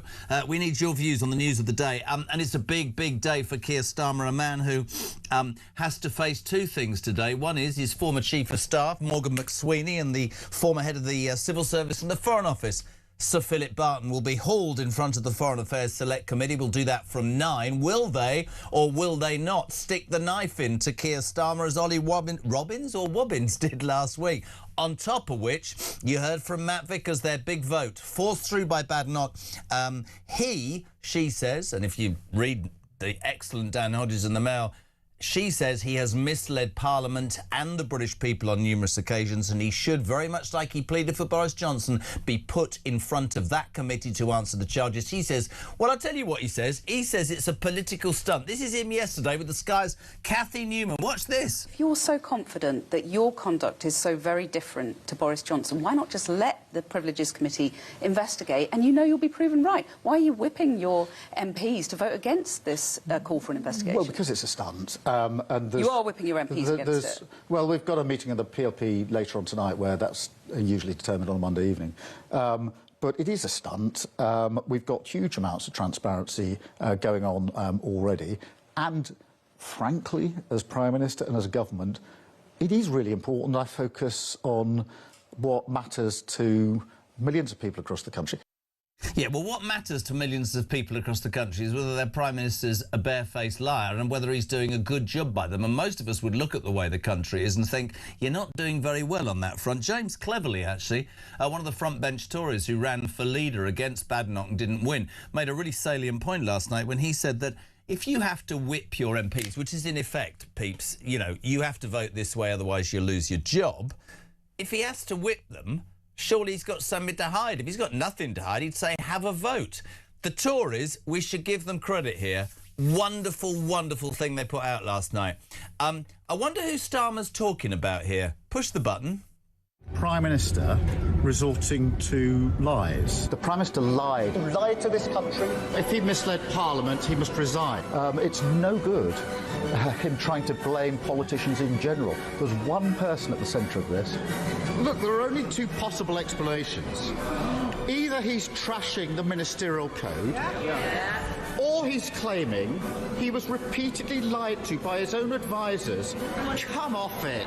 The public have made up their mind. I think the facts speak for themselves. He then lied about what had happened. The Prime Minister lied. I genuinely think now that it's in the national interest that he goes. The ministerial code says that ministers who knowingly mislead the House should resign. Why is he still here? Interesting question. Morning, Sean. Morning, Jeremy. Sean from Grimsby here. The Labour Party, for once in their miserable lives, have a choice to do the right thing today, but they won't, because they need a fall guy for after the elections, and that fall guy is Keir Starmer. Then the clamour will be for Angela Rayner. Now, replacing Starmer with Angela Rayner is like pooing your own pants and only changing your top. You're still going to be walking around in the very same mess that you created in the first place. Sorry, I had no idea. Brilliant. Here's a man I have so much time and so much admiration for. The now independent MP for Hull East, Carl Turner, who dared to stand up and say to his government and his Prime Minister, I don't agree with what you're saying about the jury trials, and they stripped him of Labour membership. Carly, good morning, my friend. How are you? Good morning, Jerry. I'm just getting over the pooing the pants analogy. Okay. You know, they never tell me, Carl, what's in it, and I'm just left like, and you just deal with it, Carl, it's fine. We all know now, we had a really interesting chat before I went away about what you'd gone through and what happened to you. First up, genuinely, how are things with you? How is life as an independent MP for Hull East? I feel liberated, Jeremy. It gives me the opportunity to ask the Speaker for an inquiry on the Prime Minister, for one example. I mean, look, I think the Prime Minister ought to be facing this inquiry. Why shouldn't he? I don't think he deliberately misled Parliament, actually, because I know the guy. But I think there is a very big difference between what he said at Prime Minister's questions last week and what the evidence of Ollie Robbins was. And I think there is inconsistency enough to require an investigation of the Standards and Privileges Committee, and that's what he should be doing. And it's quite interesting, isn't it? In terms of that montage, I know it's slightly tongue-in-cheek from the Tories, but it's a very salient point. You know, your party, ex-party, went on and on and on until Boris Johnson was hauled in front of that Privileges Committee. I had Dan Hodges from the Mail yesterday, Carl, saying he's got proof that he's lied 7 times to the House of Commons and to the British public, and he has to face the reality. But what's really interesting is the Labour MPs who are coming in, understandably, I think, for a lot of stick this morning. They are being whipped, and I've explained to people, you know, what that means. You must vote that way. If you don't, presumably, you'll be treated the way you were treated. What does that say? Because if you've got nothing to hide, why would you whip your MPs into how to vote? Well, I think it smacks of desperation, because the convention is not to whip matters of the House. So if it's a procedural matter, the whip shouldn't apply. Now, I'm not saying this is a precedent. It's not. There's been lots of examples where MPs have been whipped to do what the government need them to do on House matters. But in my view, it should have been a free vote. I just think it'd have been better off facing the committee. I think he would have cleared himself, to be honest. I do think he would have. But the reality is they're looking for a contempt. And I don't think they'd have found something as clear as an actual deliberately misleading the House. But, you know, I think the stunt that the government talk about, I think it is a stunt to an extent, and I'll tell you for why.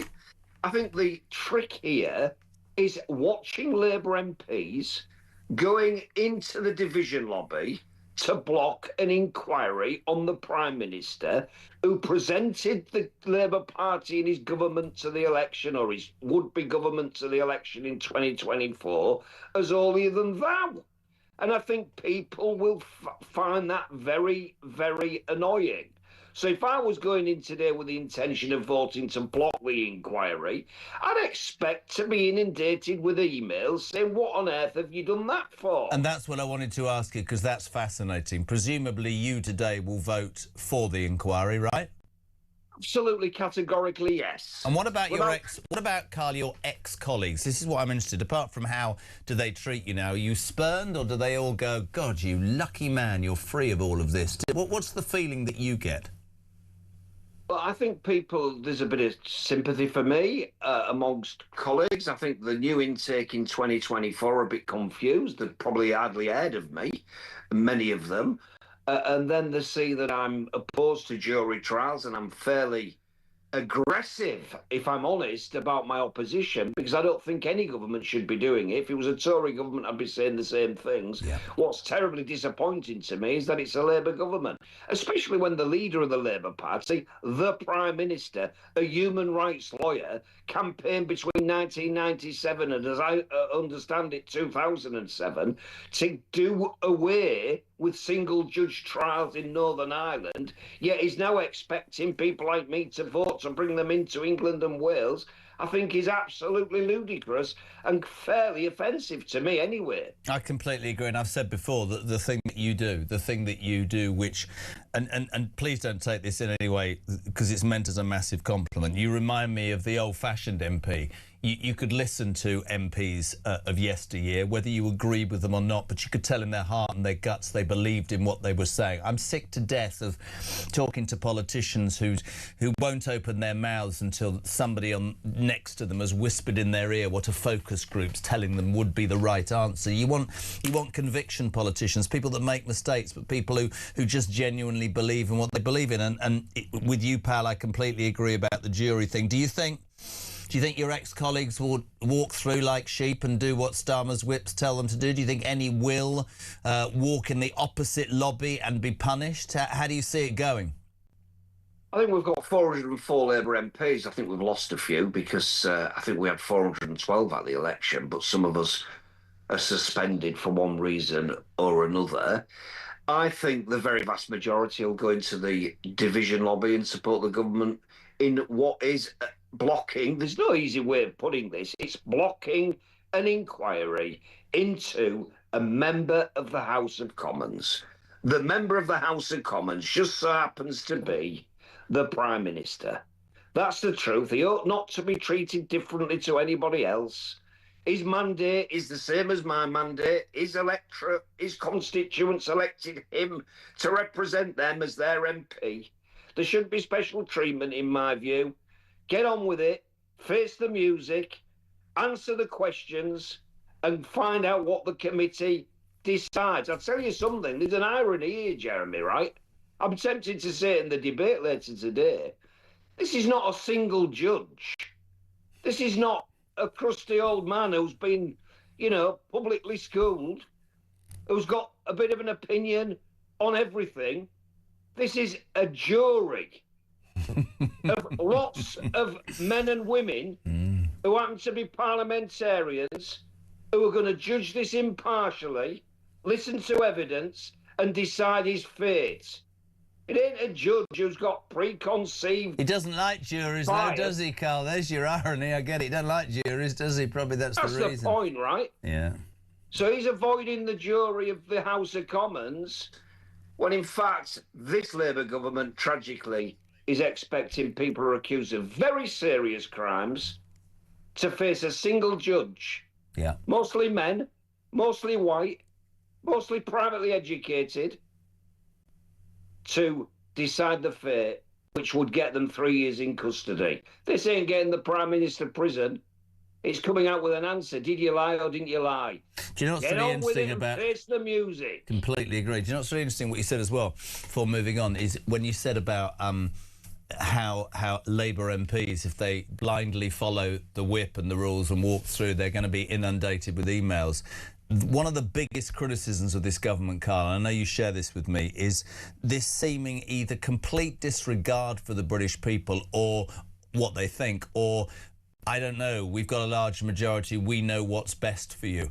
I've said this for months, and it's not personal. The silent majority feel very, very strongly that this man has lied, misled, changed tack, and has never had a real plan and has set out, there you have it in the mail, stitch up to save his own skin. It's become about staying in power. When I saw him with Cathy Newman talking about, you know, transparency is important and it's really important that we get on with saving the country. Well, like I said just now, we've got no military. Our borders are struggling under immense pressure because nobody can sort that out. We've got masses of new taxation. We've got a welfare bill, benefits bill that's going through the roof. We've got no police. There's crime. You can shoplift.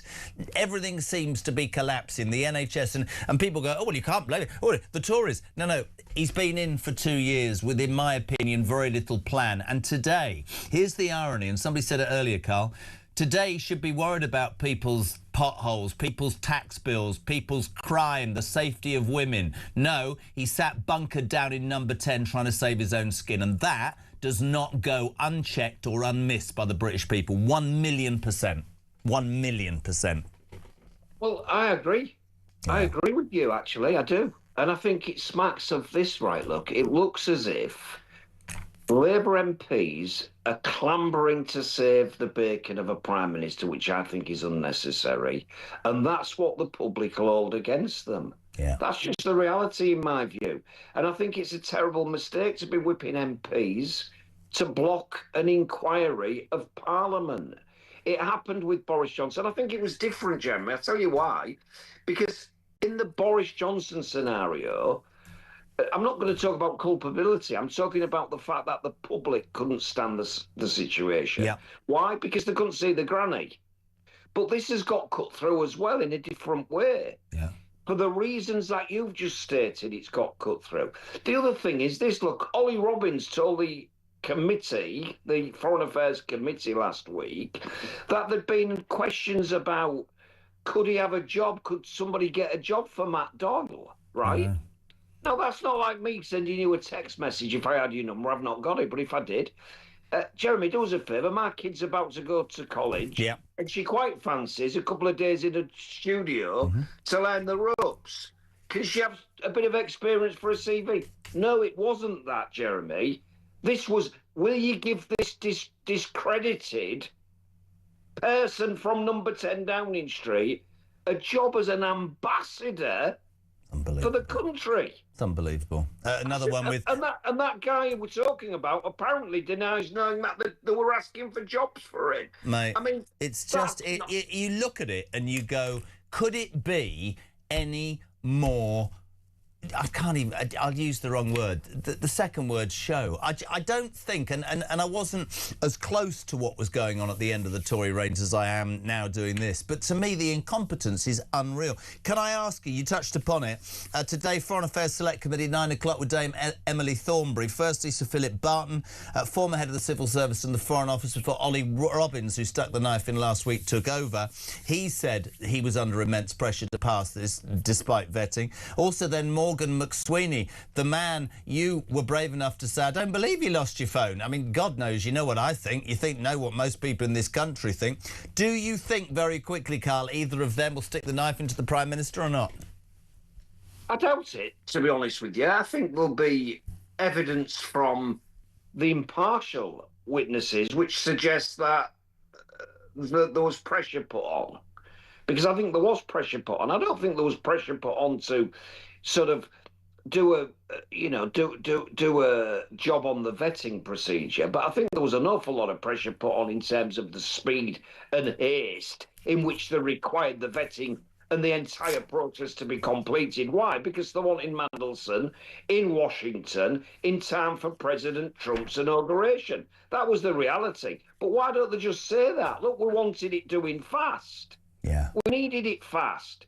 We didn't ring up and say, look, we don't care what the vetting says, but we need it to be done really quickly, please. I don't think there's much wrong with that. Although, to be honest with you, if you contacted a judge and said, get on with his sentencing hearing, you'd be arrested within about 15 minutes of the phone call being made. You'll do for certain. You are a proper politician. There's one question at the end, but I just want to ask you something.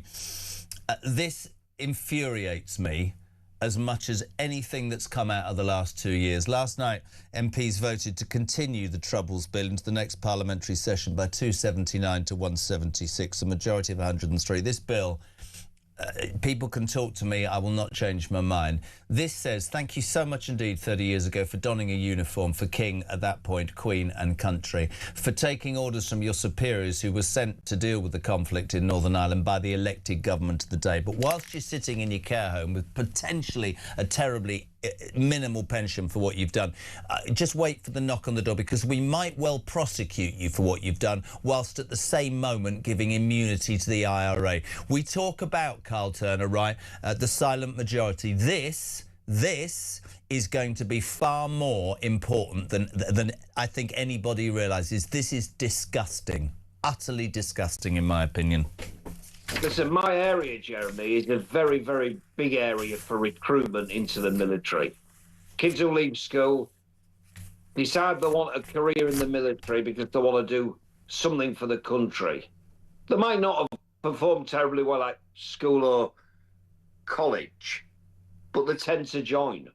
That's what happens in Eastall, right? Working class area. And for me, frankly, this is upsetting. It really, truly is. I've made my points privately. I abstained last night, if I'm honest with you. I didn't go and vote against. It was a rollover. It's a procedure of the House, right? You're voting to say you don't want this to be included in the debates after the King's speech. There's a bit of a procedural fudge about it. That's why I just said I'm not going to bother to go and vote right last night. But what you ought to be looking at, if you don't mind me mentioning, we have 400 and I think 3 or 4 MPs now. The vote was, I think, 279. So an awful lot of people said, I'm not doing that. I'm not doing that. And that's the problem the government have got. It's running, Jeremy, on half a tank.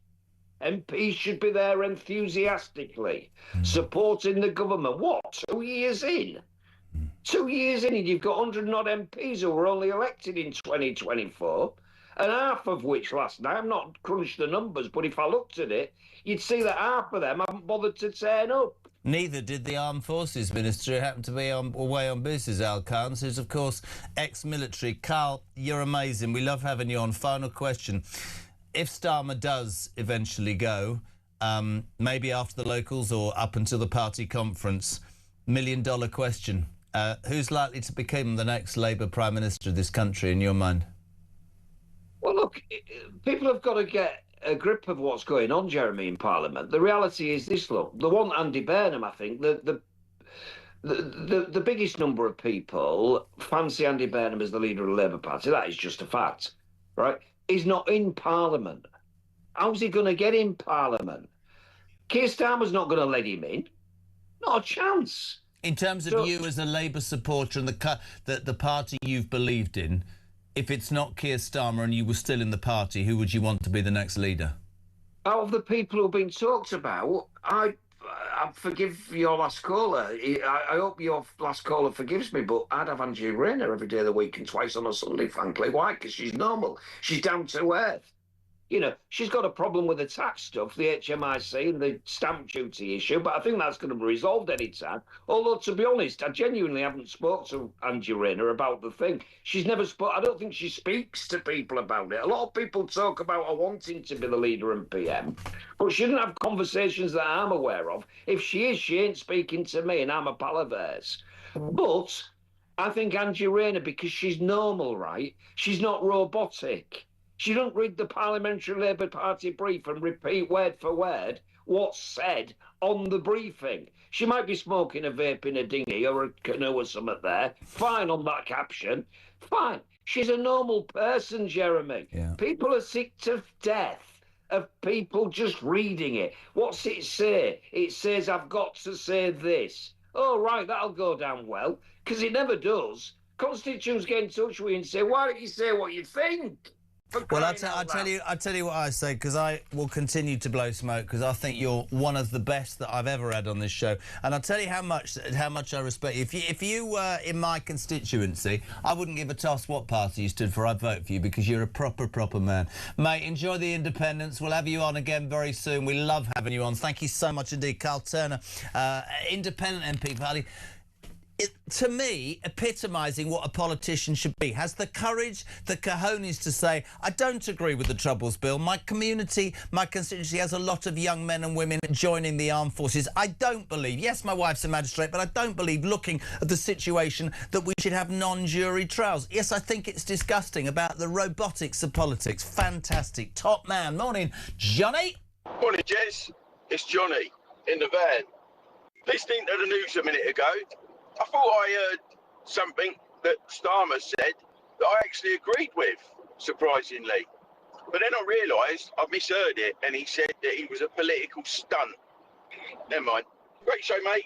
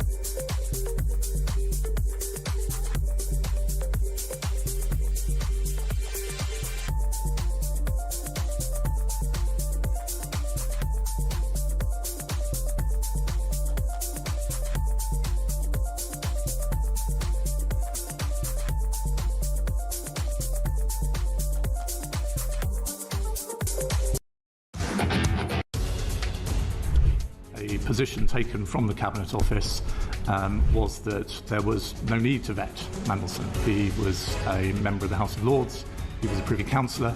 The risks that attending his appointment were well known and had been made clear to the Prime Minister before appointment. Now, in the end, the FCDO insisted and put its foot down. I understand my predecessor had to be very firm in person. But that was a live debate at the point of announcement, and I think it's important to make that clear. Across the UK, on DAB+, on your smart speaker, on your smart TV, and on your side. This is Talk.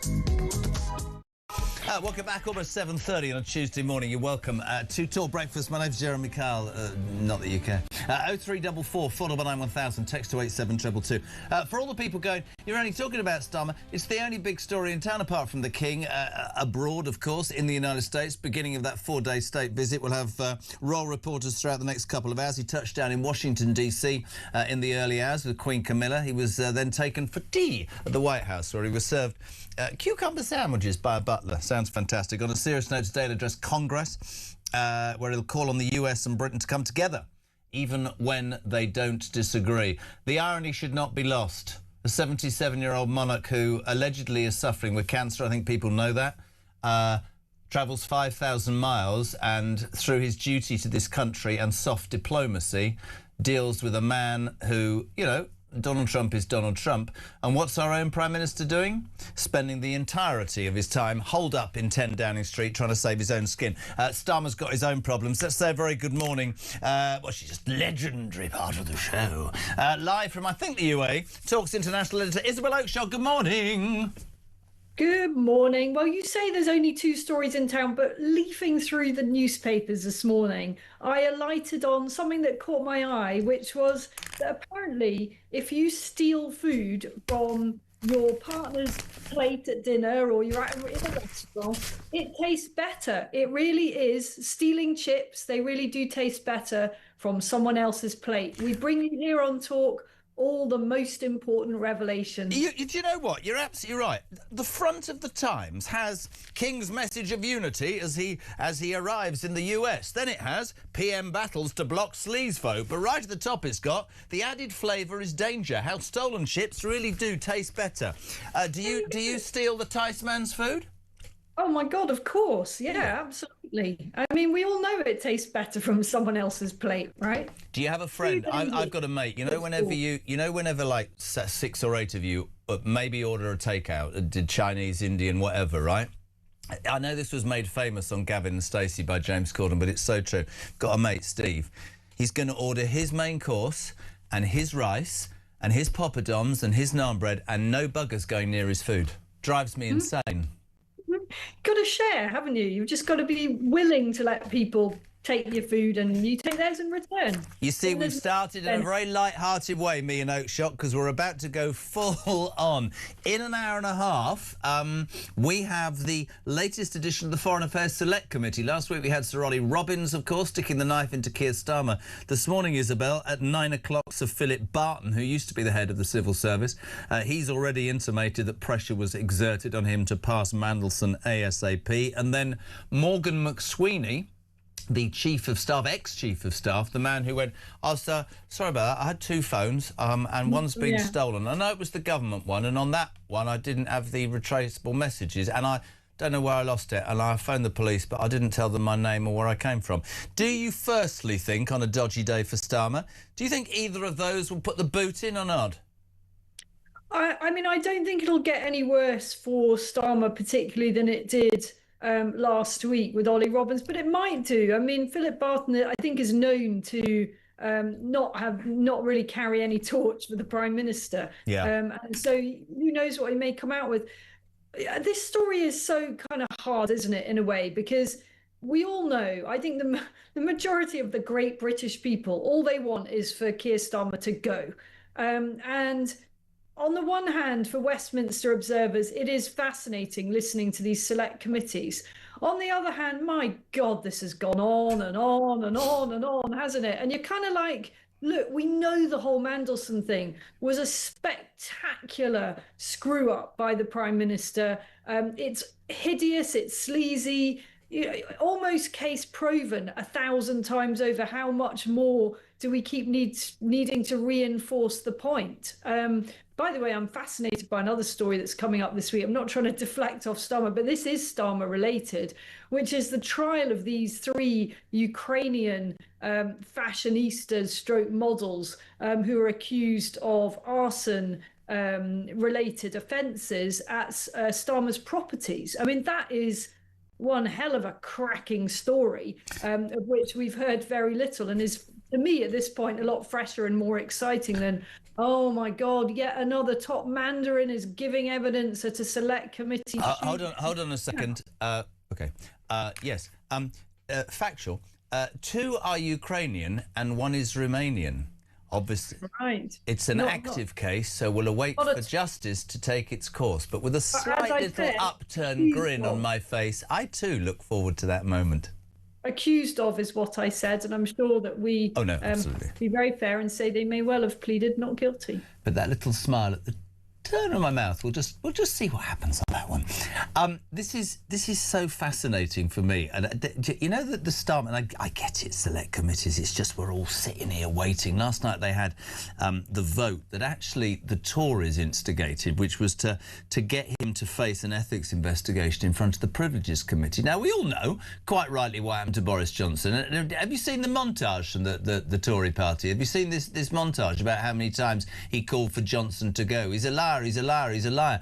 And yet, Isabel, he's going to whip his own MPs and force them to vote what he calls a political stunt down. The man's, it's brazen, isn't it? Brazen. I mean, he just is not for budging, is he? This is a guy that doesn't care that he is absolutely despised by so much of the population. He's told us before that he doesn't read the papers, so presumably, he's completely oblivious to the polling that shows him as like the most unpopular prime minister ever in modern times. He's clearly not going to budge without being absolutely dragged out of there. And I thought it was Carl Turner that you had on earlier. Yeah. I thought he made a really important point. It's not a new point, but it's worth reinforcing that Starmer is going to do everything possible to stop Andy Burnham being able to compete with him for that top job, because Andy Burnham, in a move that he may now be regretting, long ago gave up his parliamentary seat. Yep. And in order to get back in, he's got to run in a by-election. There has to be some kind of by-election. And even if a space could be found and made, and Starmer's going to pull every lever to stop the Labour Party machine allowing that, there's no such thing as a safe Labour seat these days. No, so true. Wherever Andy Burnham stood, other parties, whether it's the Greens, the horror of the Greens, whether it's Reform, are going to absolutely flood that constituency, throwing everything they've got at it. And no way could Andy Burnham be sure of winning. I completely agree. And are you of the mindset, like some who phone this show and text, that actually, however appalling Starmer is, Isabel, the alternative is even worse? Or are you, like me, I'm stronger on the fact that ethically and morally, I think this man has misled and lied on so many occasions. I think he's incompetent with no plan, and I just don't think he stacks up. And I want him gone for all the very reasons that he got into office, because he talked about decency and he talked about doing the job correctly. I think, as you quite rightly said, the most unpopular Prime Minister we've ever had. I've got 2 different views on this, and one is the journalistic view, which is that I'm so bored of Starmer. He's dire, he's awful. Surely we've had as many scandals as you can possibly get out of one man, and that it would be much more entertaining to have Angela Rayner or Ed Miliband, much more entertaining. Though I'm not buying into Carl Turner saying, well, I think we should have Angela because she's ordinary. We don't want ordinary for prime ministers. No, but I do take his point that we're sick and tired of robotic people who only answer a question when a focus group tells them not to. That's why Farage is so popular, because he'll speak from the heart, right? Yeah, so she's not order. I mean, she's normal in that sense, and that's why I say it could be much more fun and entertaining. But the political answer to that, as far as I'm concerned, is that I think Starmer will do the least worst damage to the country, and that is a very low threshold. He's doing terrible damage every day. And I think Starmer gives us the best hope, because he's so awful. He gives us the best hope of an amazing victory for another party, if I can put it that way. Now you can, and you know I love you, and actually I'm actually partly responsible for you getting that beautiful engagement ring because I badgered the Tyson. You are actually, yeah. But so you owe me this. Overnight, Keir Starmer paid tribute to his wife. We're going to play this clip. He was asked by Kathy Newman, does your wife support you? Does she want you to carry on? This was his response to Kathy Newman. Have a watch. I always listen to Vic, and I think she was the one in the first place that basically said, why on earth would you want to go into politics? But she is an absolute... And your answer to that question now? She is an absolute rock, and I confide in her all of the time, and hers is the best advice, and I'm just thankful that I've got her every day. And at the moment she's advising you to keep going. She is, yes, and we talk everything through, and it's fantastic. We've got also two fantastic kids, a 17-year-old and a 15-year-old. I can't tell you how much joy and happiness they bring. They are my pride and joy every single day. So the big question we want to know on the breakfast show this morning, Isabel, is because my dad always told me the power is always... He called my mother the War Office or the enemy. Where's the enemy? In the kitchen. Presumably, the Tice man relies on your incredible political knowledge and basically can't do anything without your say-so or your help. Oh, we'd all love to think that, wouldn't we? But I want to just comment on Keir Starmer's body language there. Why is he so rigid? What's wrong with the man? I think he needs to do some yoga or something. He literally looks like he's in a straitjacket. This is a man who's talking about something that should be as close to the heart as it gets. And yet his body, it's just so rigid there. It's like he's sitting in an invisible phone box or something, and he's all... Do you know what I agree with you on completely? I said it earlier, Isabel. There's nothing that authentic that I buy about him. Does that make... I don't have any sympathy, I don't have any anger. It's just, there's nothing there. It's like a faceless... I don't know. It's a hollow man, you know. He just is like a... You know, we've had this conversation, cardboard box. You know, there's something... It's like he's hollow. He's just going through the motions. I don't doubt that he... Of course, he's proud of his children and they give him joy, but he's unable to express it. Yeah. You know, wouldn't it be just so much different and refreshing to see Keir Starmer just looking really dishevelled and, you know, I don't know, in a tracksuit or something. With a bit of stubble with a vape in his hand and a bottle of Wicked in the other hand. Yeah. I mean, that would do him so much good, wouldn't it? Anything other than this. He's just not real, is he? My mornings aren't complete without you. I love you. Thank you so much. Bless your heart. She works so hard for this company. Thank you, Isabel Oakeshott. Brilliant. Our international editor. 20 minutes to 8 o'clock. Morning, Sean. Morning, Jezza. Sean of Cheshire. Just listening to you there, having a chat. The bill that went through last night, to repeal the Veterans Bill, the Troubles Bill. Let's just remember that the soldiers and the military that are being hounded were doing the job that politicians told them to do. Politicians, MPs, ministers, prime ministers. That's who told them. And I think I've messaged you before. The buck stops with them.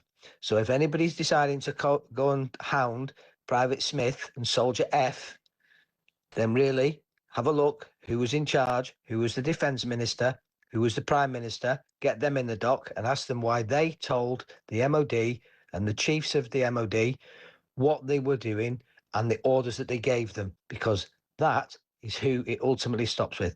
And I'm a veteran, and I too am worrying about the same thing. Cheers.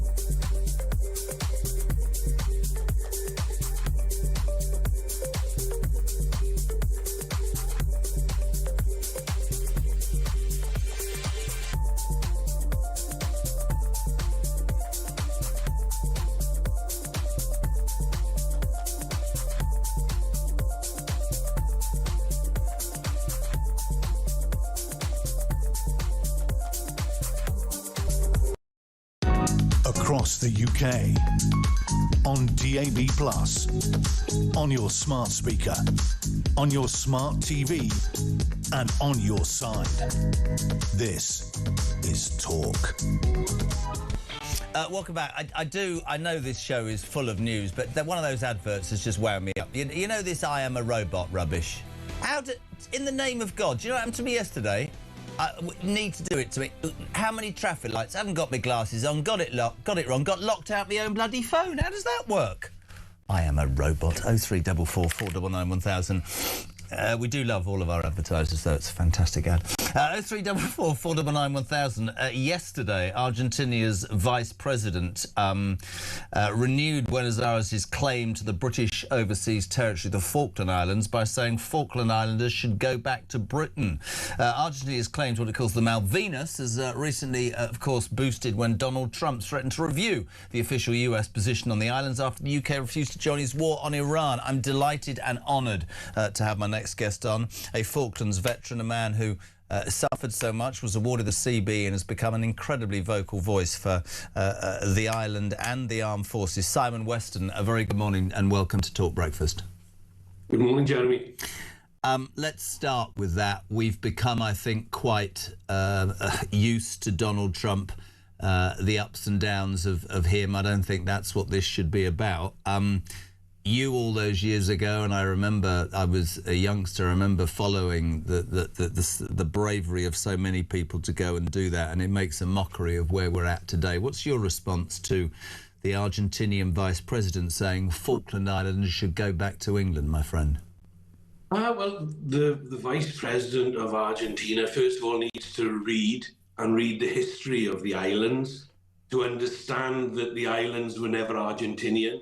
They never occupied the islands. They never created any industry there. The only other people who were there before us were the French, and they couldn't make it work. And just on the simple fact, her saying that we should go back to England, all the English should go back to England, 75% of the original DNA of anybody who's living on the islands is Scottish. They were Scottish hill farmers, and they were the only people who were tough enough to make it work. So, she doesn't even understand the basic, simple history of the islands. And the only time we left it was for economic reasons, but went back a few years later. And we left a big plaque there saying this is British territory. Argentina's claim is based on a time when they weren't even a country. They were known as the nation of states. They didn't even have a flag. They certainly didn't have a government or a parliament or a leader, an individual leader. So where does their claim come from? I'll tell you where it starts. It starts in 1945, after the Second World War, when they thought that there was no desire to hold the islands. And the second you get any inkling that there's a gap between the sovereignty and the UK, they seem to want to jump in. But they're the ones who are the most aggressive on all of this. They're the ones who've hijacked ships on the open seas. They're the ones who've interrupted their trade and their livelihoods and threatened them continuously. But, look, the islanders are doing a great job of their own management, looking after their own economy, their industry. They've done a great job, and it's a great compliment to all of us who went down there that there's a strong legacy. So I think, why would we want to hand over all that the islanders have achieved in the last 44 years to a country that's still dealing with mass corruption, still dealing with great economic problems? Mr. Malay has done a great job in his own country, so stay there. Keep on with what you're doing where you are. Don't get involved in other people's business and leave the islanders alone. What does he want to go there for? What is the benefit to him? And if everybody keeps telling me about the geography, well, that means I can go and steal my next door neighbour's back garden then, because it's so close to me. I'm slightly in awe speaking to you, pal. I watched it all those years ago, and what you and your fellow men and women did, and I just wanted to. I completely agree with everything you've said, and I don't need to add anything. I just wanted to look at those pictures we're looking at now. Imagine what everybody went through, and I'd love, Simon, if I can, to ask you your opinion on something that probably troubles me more than almost anything this awful government has brought in. Last night in the House of Commons, The Troubles Bill was voted through into the next parliamentary session. It doesn't matter by how many. This is a bill that says, and I think is grotesque, and I don't care what anybody thinks about me saying that. Thank you so much indeed for donning your uniform 30 years ago, and after politicians told your leaders you were sent to Northern Ireland, and it might be now that we've decided in our human rights ideology that something that happened was wrong. So what we're going to do is we're going to potentially sue you, prosecute you and put you in jail, but what we're going to do at the same time is give immunity to the IRA. Is it any wonder, Simon Weston, that people don't want to join up anymore? Is that not one of the most disgraceful things you've ever heard? I despair, much like yourself, Jeremy, the fact that people are looking retrospectively at things all these years on. We're not looking at what went on in the Second World War with the Nazis. What we're looking at is people who were sent to Northern Ireland to be extra police officers. That's what we were there for. And the police, we were subservient to the police. If the police said, you do this or you don't do that, then we didn't do it. We couldn't do it. So we were there. We were never trained to be police. I was there. We were never trained to be police. We were still soldiers. And as we were still soldiers, how on earth were we supposed to be able to do policing? Policing was not our job. The police had a very, very tough job. You know, there were so many of them because of the threat they faced over there.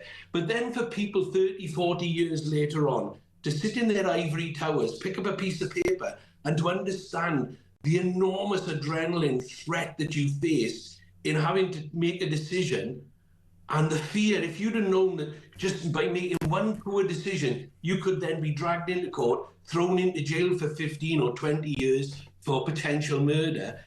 But the fact that you were facing a threat that would have taken yours or any of your patrol's lives, and then you're being asked to recount and to go through that again.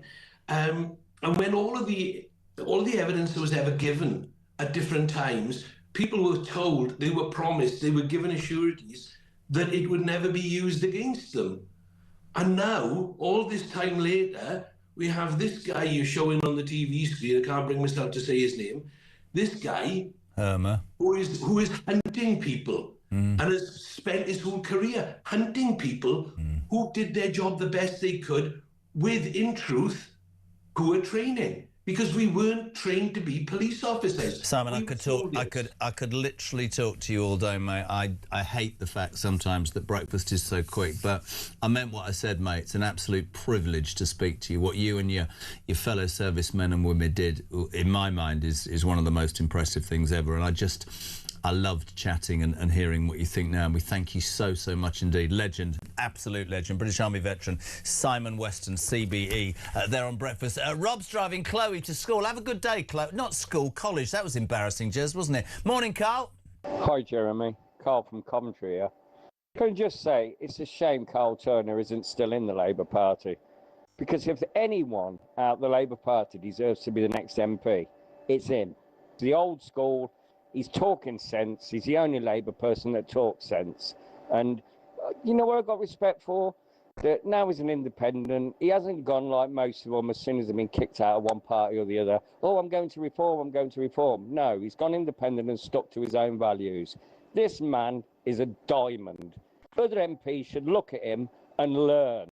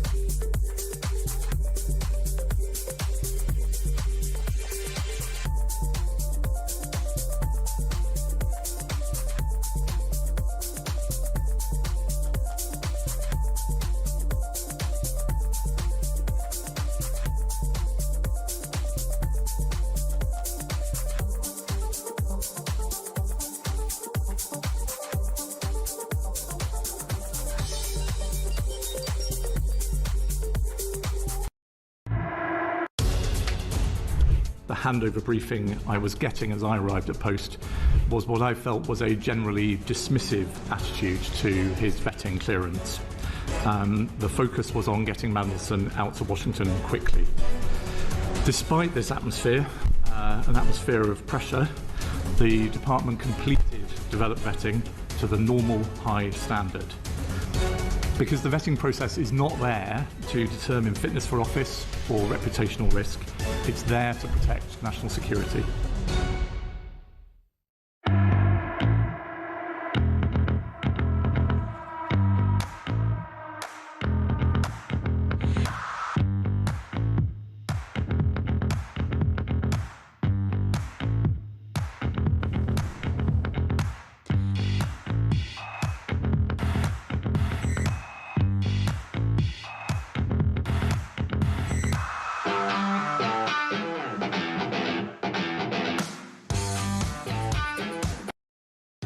Across the UK, on DAB+, on your smart speaker, on your smart TV, and on your side. This is Talk. Welcome back, 5 to 8. Let's talk now very quickly about the royal state visit. His Majesty the King and Queen Camilla landed in Washington, D.C., joint Air Force Base and St Andrews Base in Washington last night. We're delighted to say a very good morning. It's been far too long. Michael Cole, legendary royal commentator. Good morning, dear boy. How are you? Good morning, Jeremy. A great day. We can only hope that the King and Queen are getting a good night's sleep, because they're going to need it. They're going to have an extremely busy day. And don't forget that the King is 77, has that constant concern about cancer, and the Queen is 78. So they're not like spring chickens like you and me. Oh, I am. And it's going to be a very, very important day. In fact, very few more important in the history of the monarchy. The highlight will be the 20 minutes that the King will spend addressing both houses of Congress. And that will be a speech obviously very much the King's own, but written on the advice of the government, Keir Starmer. But in it, of course, the King calls for peace, prosperity, reconciliation, acknowledging the differences we've had with America in the past. I mean, British soldiers burned down the White House in 1812, and he will talk about renewal and reconciliation. And he'll also mention, in light of your last interview, his own proud service in the Royal Navy, which of course was disparaged rather cruelly by the President Trump, and his defense secretary, or his war secretary, as he styles himself in recent days. So the King has got a big, big day ahead. It starts with a ceremonial welcome on the lawn of the White House with the Marine Band playing and the inspection of the Guard of Honor. And then there will be an important meeting privately between the King and the President. So there'll be no ambush in the Oval Office as there was with poor President Zelensky of Ukraine in February last year. And I'm sure that the King will be saying things about the Falklands. I don't think the Falklands figures in the speech as it's been leaked, but I'm sure that he will make that point about British sovereignty, which goes back 180 years. And as Simon Weston said so eloquently, the Argentines never had any claim to the islands at that time. Well said, Michael, and as ever, I always wish we had more time, but I said this yesterday, and I'll say to you, a man I respect enormously, for all the critics of the royal family recently, and obviously Andrew Mountbatten, Windsor and Fergie and Harry and the odious Meghan and all that, this is where the British monarchy is second to none. This is soft diplomacy at its best. You quite rightly said it. Two people approaching 80, one very ill, will achieve more in 4 days than this government and Trump's government have achieved in 2 years. And this is, for me, the definitive proof that when it's done correctly, the British monarchy is the best in the world.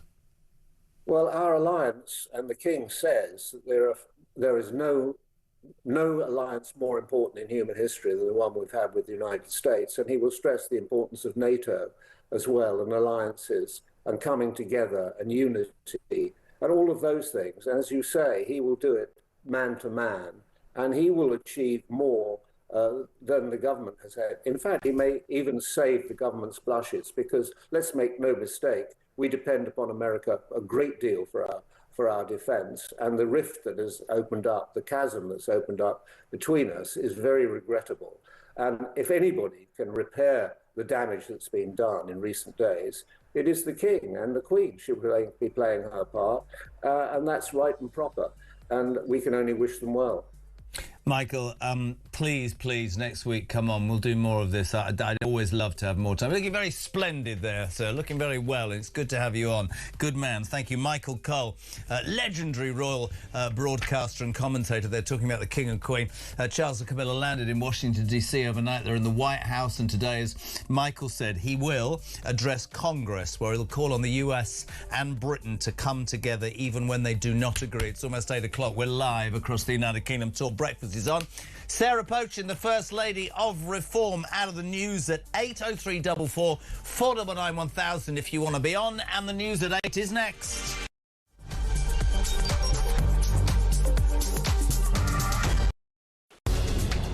Labour MP, they say, listen, Keir, your position is untenable. This is all about appointing that rat, Peter Mandelson. We've now had another resignation from number 10. The plot is thickening, the noose is tightening. His failings are internal. He's useless, incompetent, has no political judgment. This is all part of Starmer's reset, getting rid of his inner circle. So Chris Wormold, we think fairly reluctantly, has stepped down. What an absolutely crazy week for Keir Starmer. His second cabinet secretary, gone. His third chief of staff, gone. His fourth director of communications, gone.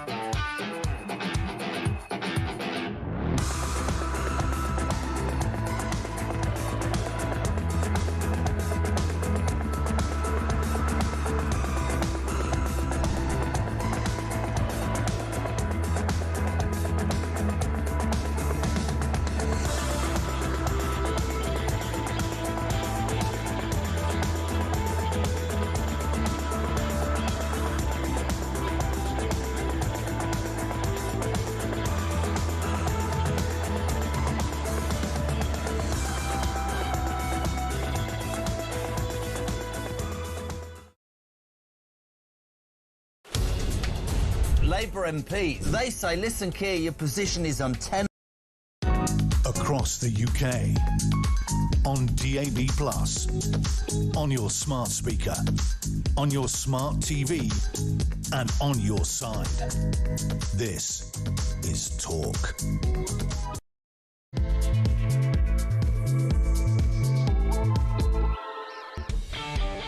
Hey, very good morning. Welcome along or welcome back. Just gone 8 o'clock, Tuesday, the 28th of April. You're very welcome to Talk Breakfast. My name's Jeremy Carl. For my sins, We are here live until 10 o'clock, Monday to Thursday, and of course, we want your views on the news of the day. So much going on. Three ways of two, to be fair. 0344 499 1000. That's your telephone number. You can leave a voice note for Christian. You can also text us 87222. Today's a massive day. In an hour, the Foreign Affairs Select Committee will sit under the guise of Dame Emily Thornberry. That in itself is worth broadcasting. But first up, Sir Philip Barton, former head of the Civil Service in the Foreign Office. Will he stick the knife into the dodgy Keir Starmer? When I say dodgy, it's just an opinion. Morgan McSweeney, I lost my phone. I was the chief of staff. I had two phones, right? I did. I was walking on the road, and the one they stole was the government one. The personal one, gladly, that was all right. And the other thing is, I did turn off the messages could be retraced on the government one. The other thing, I know I phoned the police. I didn't tell them my name or where I was coming from, but I was a bit stressed. Anyway, he's going to be there. Are they going to do a job on a Prime Minister who last night was told he had to face a vote today into whether he should face an ethics investigation in front of the Privileges Committee? That, of course, was the committee that found Boris Johnson had lied to the House of Commons. Starmer, OK, I mean, Dan Hodges was on this show yesterday from the Mail saying 7 times he's misled Parliament. Everybody that knows this will say this man has misled Parliament. And yet his response last night was to say, I'm going to whip... I love people will tune in and think, what's he doing about? I'm going to force the Labour MPs, OK? I'm going to force them to vote in my favour so I don't have to face this committee. 2 questions for you, Sakir. One... If you're telling the truth, why do you need to whip your MPs? And also, if you're telling the truth, why wouldn't you be happy to face this committee and be proven innocent? I don't usually big up the Tories. This is a fantastic thing they put together. Who do you think he's talking about here? Prime Minister resorting to lies. The Prime Minister lied. He lied to this country. If he misled Parliament, he must resign. It's no good, him trying to blame politicians in general. There's one person at the centre of this. Look, there are only 2 possible explanations. Either he's trashing the ministerial code, or he's claiming he was repeatedly lied to by his own advisers. Come off it. The public have made up their mind. I think the facts speak for themselves. He then lied about what had happened. The Prime Minister lied. I genuinely think now that it's in the national interest that he goes. The ministerial code says that ministers who knowingly mislead the House should resign. Why is he still here? I'll tell you why he's still here, OK, because his wife, Vic... And you have to be pretty cool to have a wife called Vic. His wife, Vic, apparently has told him to stay in the job. Morning, Mike. Morning, Jeremy. It's Mike in Whitney here. I notice how Keir Starmer said he runs everything past his wife. So now, when it all goes wrong, he's going to blame her, isn't he? Probably very true. We say a very good morning to the First Lady of Reform, the MP for Runcorn Helsby. Good morning, Sarah Pochin. Oh, look, we've got a view of the kitchen. How are you? Good morning, Mr. Kyle. I'm very well, thank you. It's lovely to have you back. Thank you. The only kitchen that's never had a slice of bread, some orange, nothing. It's just a tap. It's honestly, it's a gorgeous tap. How are you? I'm very well, thank you. But what a big day we're facing today here in Parliament.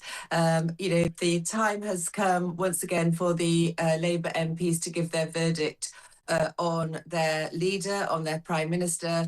And as you so rightly put it just now, you know, if he's got nothing to hide, if he's done nothing wrong, then why is he having to whip his MPs to keep him in place? It's interesting. The Foreign Affairs Select Committee as well this morning, Sarah. We spoke to Matt Vickers, Deputy Chairman of the Tory Party. We spoke to Carl Turner, who was brave enough to stick his head above the parapet from the Labour Party and lost the whip. Do you believe that at that committee this morning, either Sir Philip Barton or Morgan McSweeney, from a reform point of view, will put the boot into Starmer? Look, you know what, from the point of view of people like my constituents in Runcorn and Helsby, all of this is semantics. You know, yes, it's very interesting to us who are inside the Westminster bubble at times, if you like, to analyse all of this stuff. But the fact remains that it's actually in the national interest for Keir Starmer to go. I mean, one of the clips you showed there was him talking about the national interest. Well, my goodness, is it in our interest to have a different Prime Minister? And every Labour MP should think carefully before they vote today, because these local elections are 8 days away, and the electorate will give their verdict on Keir Starmer in a mere 8 days' time. Keir Starmer said that Kemi Badenoch's desire to bring this vote through was nothing more than a political stunt. What's Reform's view on that, Sarah? Well, it's a political stunt of his own making, isn't it? You know, he has raged, since he's been Prime Minister, he's raged a war on hardworking people in this country through taxation. He's raging a war constantly on business by penalising them every which way they turn. He's raging a war on young people. He's destroying their job prospects. He's waging a war on veterans. Only last night we were voting about that in the Chamber, and I'd like to talk about that. But, you know, on all decent, hardworking members of our community, of our country, he has waged war on them, and he deserves to go. It's in the national interest for him to go. And here we are today, thankfully, our king and queen over in the United States trying to rescue what is left of our transatlantic relationship. I think the opposition parties are all in agreement that a man who made, quite rightly it turned out, you try and do this as honestly as possible, criticisms and pushed for Boris Johnson to face that ethics committee. You live and die by what you say and what you do. And the front of the Mail has it nailed on today, Starmer's stitch-up to save his own skin. And whether you're Tory or Reform, Liberal Democrat, everybody is saying the same thing, which is that this man should face the same forensic analysis in the decisions that he's taken and the things that he said in the House. I thought Carl Turner nailed it earlier when he said, this isn't about being Prime Minister. This is about potentially an MP lying within the institution that is the House of Commons. And, I mean, those Labour MPs, from the people that are speaking to me this morning, are saying that if you are whipped and you just follow through, you won't be talking about national interest. And very much like what's going on in the country, Sarah, the British public won't forgive you. They won't. But they won't. And, you know, like I say, these Labour MPs have got a big decision to make today. If they follow the whip and just vote to protect this Prime Minister, then they cannot be sorry about what is going to happen at the ballot box in 8 days' time. He's finished. He's at the end of his political career. It's quite clear. The concern is, whether he goes, because of this privileges committee, or whether he goes in due course following May the 7th. But the concern is that every day this Prime Minister's in place, the damage he is doing to the country and the betrayal of the British people. And look, we could go through the list of examples of where he doesn't put the interests of the British people first. My concern is, what are we faced with as an alternative, Jeremy? I mean, these shades of far left that face us as an alternative to Keir Starmer are nothing short of frightening. I couldn't agree more. Can I talk about something that you wanted to talk about? I've been massively vocal about this, and I will continue to be so.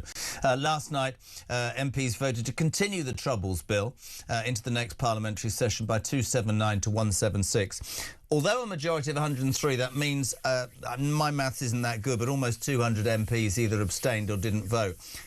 I spoke to Simon Weston, a veteran from the Falklands. Just an honour and a privilege to speak to him before the break, Sarah.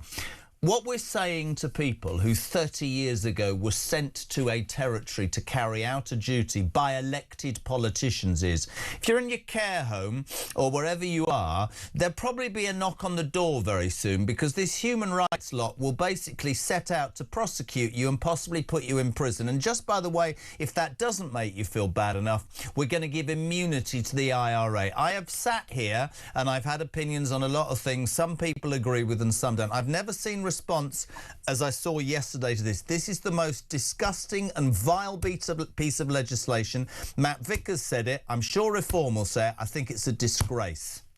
Well, look, Jeremy, I take every opportunity I possibly can to speak in Parliament on this issue. Last night, the debate was so short that I had my speech ready and then I wasn't called to speak, sadly. But I take every opportunity to defend our veterans. And the Prime Minister, the Secretary of State for Northern Ireland, the odious individual that is our Attorney General, Lord Hermer, all of them should be utterly ashamed of themselves and utterly ashamed that this bill is even still being discussed. It should not be carried over into the next Parliament. And look, my point is this, I grew up in a household that lived through the Northern Ireland Troubles. My dad did 3 tours in Northern Ireland. He's no longer with us. But all of the men that I see and greet when they're in Parliament Square, when they're inside the House of Parliament, they remind me of my dad and the fact that those men were prepared to die to keep us safe. And this is how this government is rewarding them. Under a reform government, no veteran would ever face prosecution for actions they took in the line of duty. And, the self-congratulating stuff we've read about Starmer and Hermer, in their pursuit of these prosecutions is nothing short of sickening. I'm being completely honest. I've had this conversation, as I said, with reform, with you, with the Tories, with Carl, who used to be in the Labour Party earlier. I don't understand what individual sits down and says it's a really good idea, okay, to attack the very people who put their lives on their line to do right by this country. To me, it's almost repugnant. It doesn't make sense to me, Sarah, and it is something that is infuriating the British people. I mean, utterly, utterly infuriating the British people. You touched also upon the King and Queen's visit to Washington, D.C. You're right. Soft diplomacy at its greatest, and I think proving the strength of the royal family, whilst they scurry around, I mean, he's addressing Congress later, to do their best to, let's be fair, repair a relationship that right now is quite fractured. Well, thank goodness that we've got the King and Queen going over there and trying to repair, as you say, this very important relationship. Because I want to make a couple more points, and that is, look, if this Northern Ireland, and it's relevant to the King's visit, but if this Northern Ireland bill carries on going through, young people have no desire to join our armed forces. We currently have an army that is smaller than the number of young fighting age males that have come into this country since Keir Starmer's been in charge. And my point is that without America, without the special relationship that we have with the US, we are utterly defenseless. We have an army smaller than the illegal immigrants that have come in since Keir Starmer's been in charge. That is an absolute national disgrace. We cannot defend ourselves. And without Trump, without the United States, we are at a complete national security emergency point. I'd like to make the point I don't agree with everything Donald Trump says, and when he attacked the British soldiers and when he attacked men and women who have served for this country, I find that as abhorrent. But I do not understand how an elected government can take it upon themselves to retrospectively attack people who don a uniform and fight for Queen, well, in this case, King and country. The one thing that I do this job as honestly and as correctly as I can do, and there are some things good and some things bad. I have to ask you about this. We've had a lot of people asking, and you're on from Reform this morning. Yesterday, the national fuel protest outside the House of Commons that was billed as the nation's biggest fuel protest in more than 2 decades was called off and didn't go very well. There was a Reform bus and several taxis. Any idea what happened? Generally, because people are asking. I wasn't down there. Well, look, I did go along and Reform, we arrived on our bus. But the point is a very important point. Rachel Reeves is netting £22 million a day because of the hike in fuel prices due to the national crisis, the international crisis over there in the Gulf. I was just watching those pictures. That's us on top of the bus. But the point is, she is not supporting the motorists. It's a war on the motorists. Did you expect more people to turn up is what people are asking us, and I have to put that to you. Yeah, listen, I wasn't part of the organising of that protest yesterday, but what's important is that we get our message out there. A reform government would cut VAT on fuel prices, and incidentally, and very interestingly, governments around Europe are already doing that, and we could be doing that now, but because of the dire interest payment situation that we have on our national debt, Rachel Reeves is pocketing that £22 million she's getting a day and not supporting the motorists. And that is the point that we were making yesterday. If Reform was in charge, we would stop the war on motorists and we would cut VAT at the pumps. Two light-hearted ways to end. Keir Starmer, who is facing real criticism this morning, says that he relies on his Vic. I tend to rely on my Vic. Do you check with Mr. Pochin what you're going to say, what you're going to wear and how you're going to appear? What's the truth? Is he the trousers? Oh, what do you think about that, Jeremy? I couldn't possibly comment. Oh, there we go. But perhaps the one question to ask you, Sarah Pochin, I've asked everybody all morning, do you nick people's food? Because it's extraordinary, this. On the front of the Times, you've got King's message of unity as he arrives in the United States. Then we've got PM battles to block sleaze vote. But on the very front of the Times, it says, the added flavour is danger. If you steal somebody's chips, they taste better. Oh, my God, yeah, absolutely. Listen, if I'm out to dinner with a man, to all you men out there that want to take me out to dinner, be prepared for me to take your chips, steal your chips. Curry sauce, gravy or ketchup on your chips? Oh, ketchup, 100% ketchup. Ketchup. Sarah Pochin, we love you. Thank you so much. Runcorn and Helsby, the First Lady of Reform, 8:20, talking chips. You see how I do this? You see? I mean, people will think this is thrown together. It's Ollie time. He's in the car.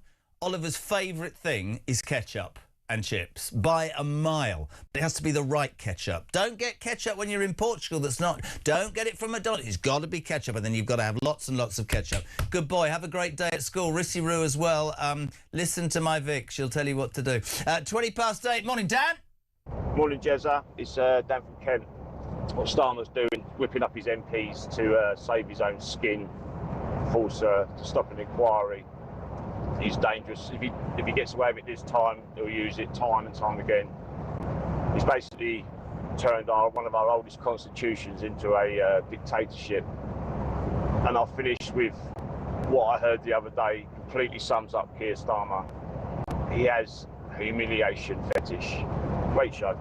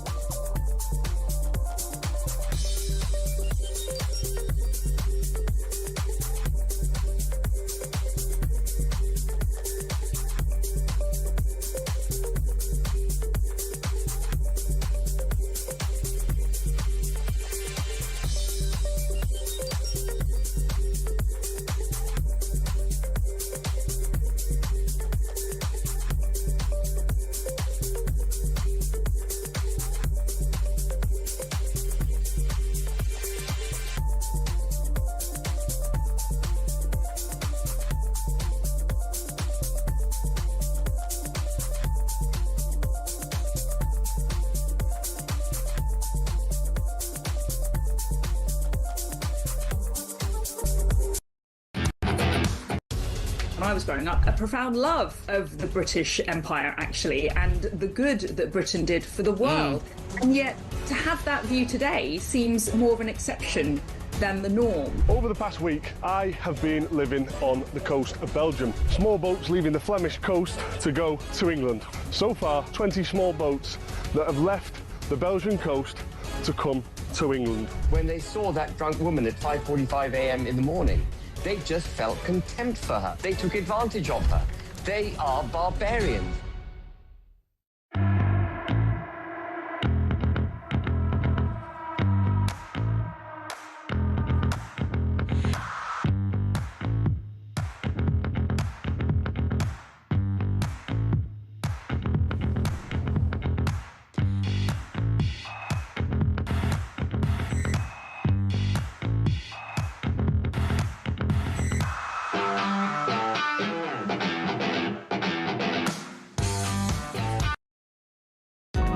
across the UK. On DAB+, on your smart speaker, on your smart TV, and on your side. This is Talk. Welcome back, 8:23. We're live across the UK. Talk Breakfast is on, my friends. If you want to give your view on the news of the day, 0344 499 1000. Text to 87222. John in Poole, I bet Starmer is furious and a bit jealous that the King has gone on an overseas jaunt this week and he has to stay in England. Must be one of the very few weeks where our wandering wanderer has spent a full week in this country. Yeah, well, he's trying to save his own skin. Morning, Jez. Great show. God bless Simon Weston. He should be knighted. That's Warwick in Devon, not Devon in Warwick. It could be round that way.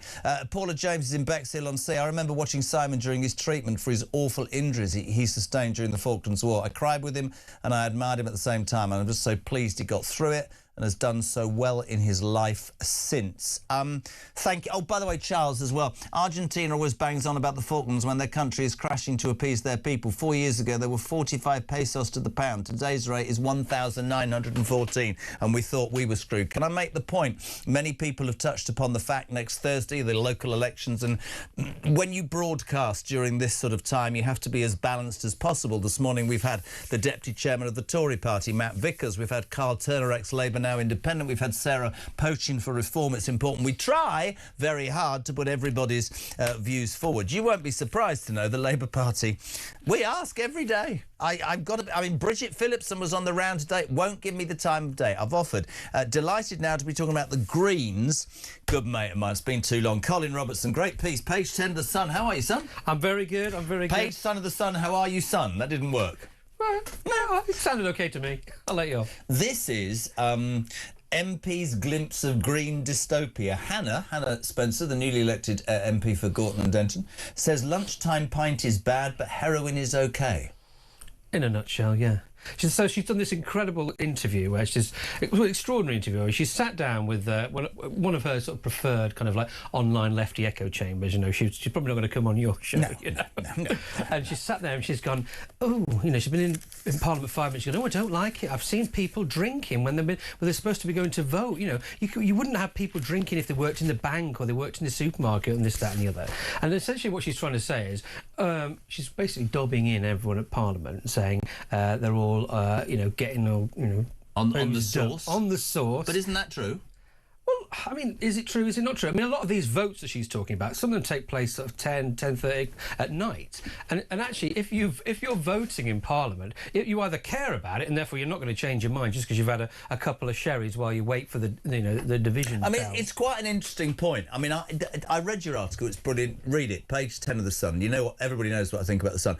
I think that whether I sit here and go have a drink or I sit here and go there's a drinking culture, what concerns me more is the other part of your article is it's okay to stand up and say let's legalise heroin. That to me is what needs scrutiny, whether it's locally or nationally for the Greens. There's a lot in there that can be viewed as quite frightening. Well, this is why it's weird that she would pick on people having an occasional pint. And the strength of feeling in Westminster is exactly that. They're also, I mean, Mike Tapp, the Home Office Minister, kind of summed it up and just said, bore off, which is essentially what it is. It's like stop picking on stuff like that. But actually, the bigger problem is if you look at the Green Party policies, they want to legalise every single drug going. Heroin, crack, meth. What is their argument behind that? Well, their argument is with something like that, and there is, you know, you can look into it. There's lots of papers on this, and there's been a lobby that's been going on for a long time. That you say by making things illegal, you bring shame on people. They won't seek help.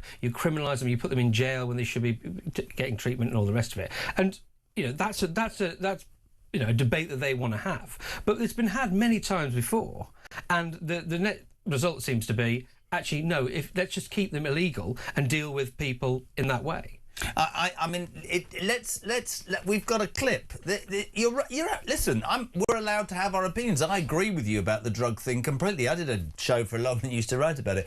And I can tell you that moving from one drug to the next and to the next is an absolute given for many drug addicts, because as much as that drug gives you, when you take it a lot, you need the next one. And I think it's incredibly dangerous. And I'd like come on this show, because I'd like you to talk to a mother or a father who's lost a son through heroin addiction and look them full square in the face and say, we want to legalise it. This is Hannah, though. Let's balance out. This is Hannah on drinking. Nice. Really uneasy about, and I noticed this the other day, when you can smell the alcohol when people are in between votes, and as everyone's going in to vote, some people have been drinking in between. Like, there's a room where I walked past and I doubled back and looked in because people are just sat having a drink.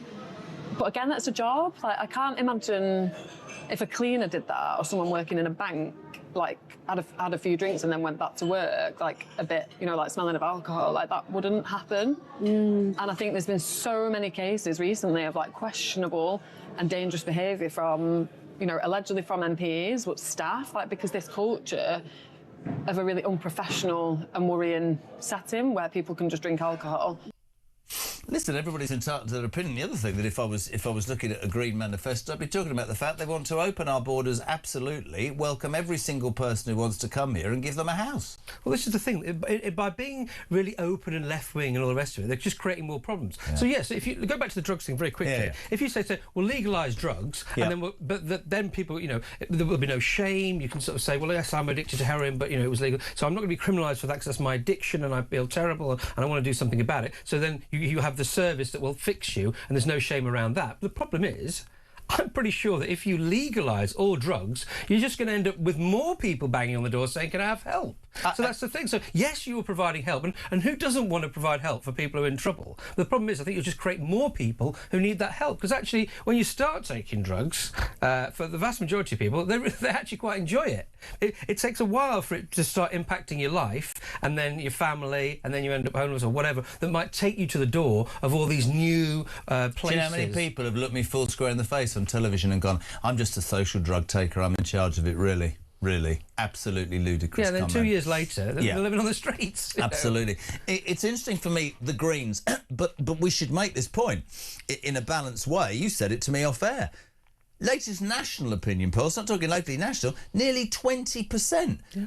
A fifth of this country are going with what her and Zach Polanski say. Where's that come from? Well, I think actually what Zach Polanski is very good at is playing the game, the communications game, and so he's out there. And if you turned on an interview and listened to Zach Polanski, if you turned it on at a certain point, you might I'm not saying you might agree with something, but he'll say things like tax multi-millionaires. They're sitting on all this money. Let's do a tiny little tax. It won't affect 99% of the people in the country. More than that, just let's squeeze a bit more money out of the multi-millionaires. Most people would say, yeah, OK. Yeah, but that's like the people who go, do you care about the environment? Of course, we all will say yes to that, but we don't think we should spend, most of us, £800 billion on mad net zero policies that are going to screw us. The truth about that is, which I thought, it was in the paper the other week before I went off on holiday. Do you remember that figure?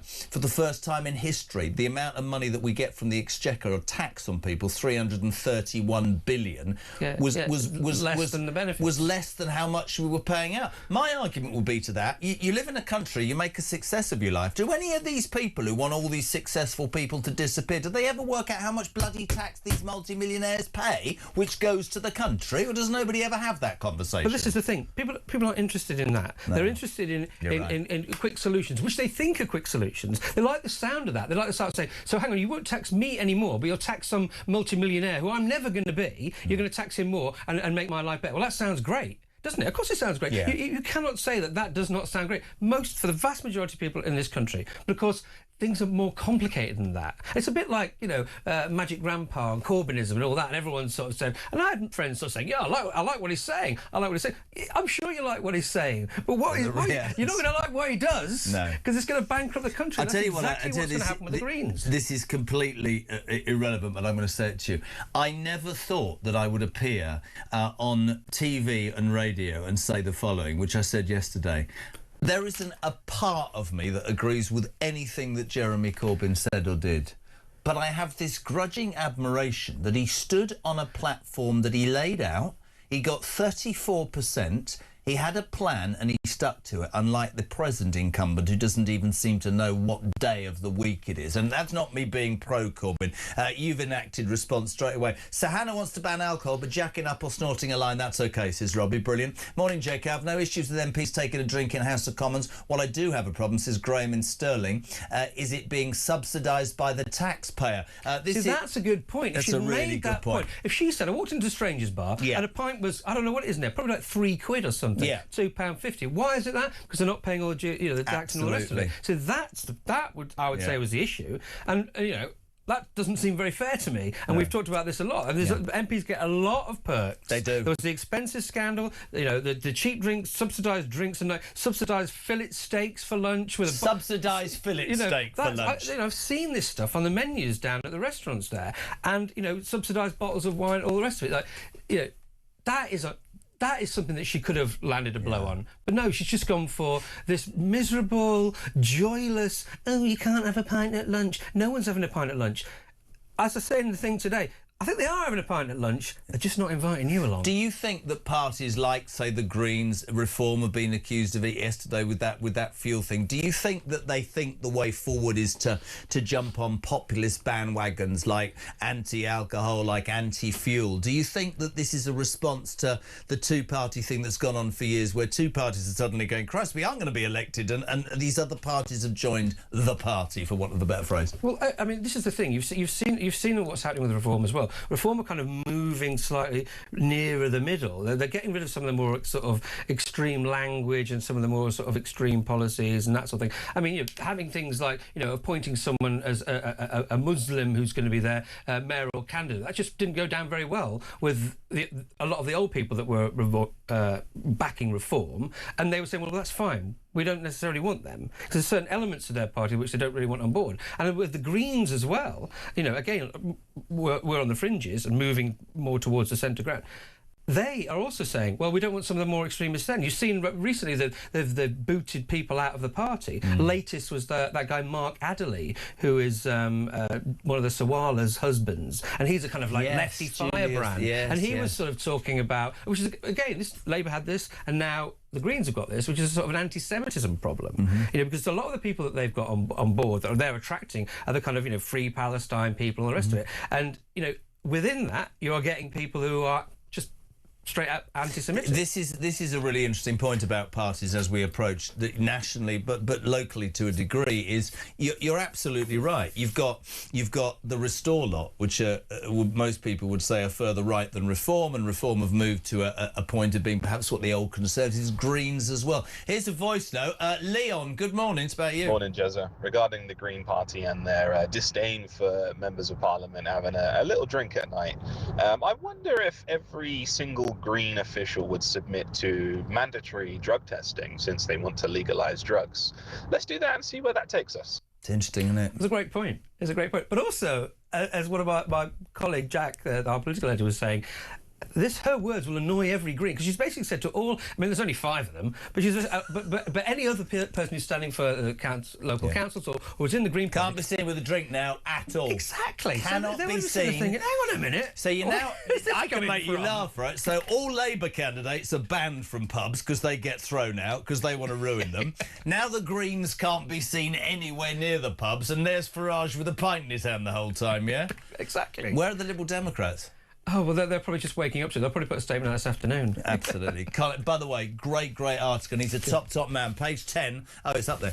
The Sun, Colin Robertson. Everything good with the family? It's all good, yeah. Excellent. Good man. It's been too long. I'll tell you what we should do quite soon is go for a drink. Free at lunchtime. Fantastic. Yeah, let's go at lunchtime. Talk breakfast.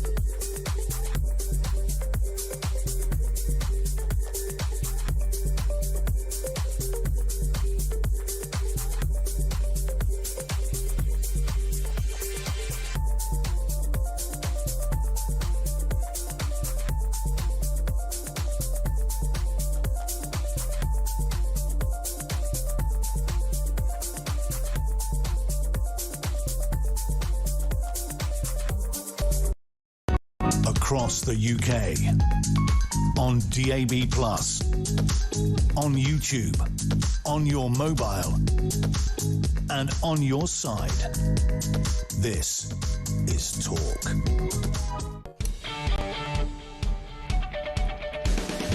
Welcome back. 22 minutes to 9 o'clock. How are we lining up today on Talk? Julia Hartley-Brewer here from 10, Ian Collins from 1, and Kev O'Sullivan says he's sounding great and dry for 4 o'clock. He's doing a good job. 0344 499 1000. Text to 87222.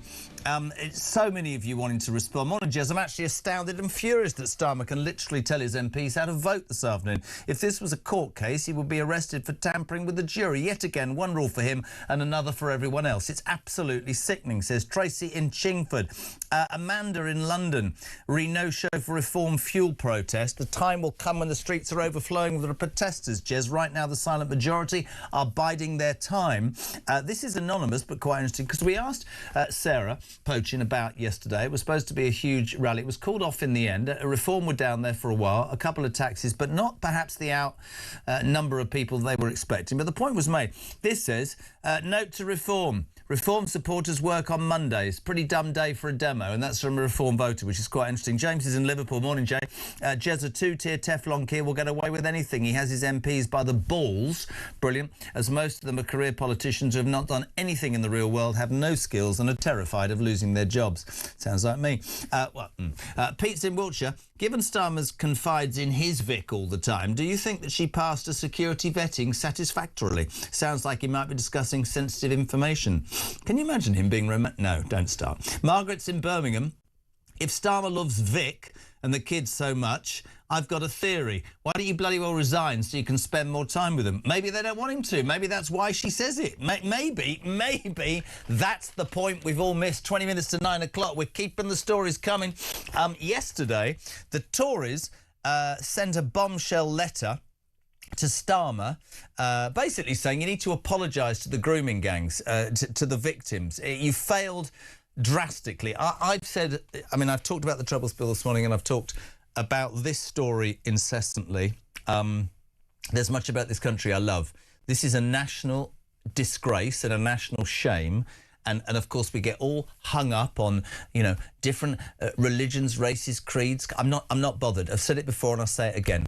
Any man who thinks it's acceptable to groom and sexually attack a young girl, whatever her race, I'm going to keep saying it, does not, in my mind, deserve to be at liberty in the country I want to live in. And the fact that nobody, but our next guest, has had the courage to keep pushing for this. I don't understand politicians at the top, local councillors. I don't understand emergency services, medical services. But I don't understand how this, by everybody I speak to says this is the biggest cover-up. It is an absolute embarrassment to this country that we are still waiting for this to happen. The legend that is Maggie Oliver, who has spent her entire time, former detective from Greater Manchester Police, demanding this, joins us for a bit of an update. How are you, Maggie? I'm good, thanks, Jeremy. Still banging that drum, Can you answer what... Listen, we've spoken many times and I'll always delight in having you on. And we spend our time criticising central government. They are the focal point.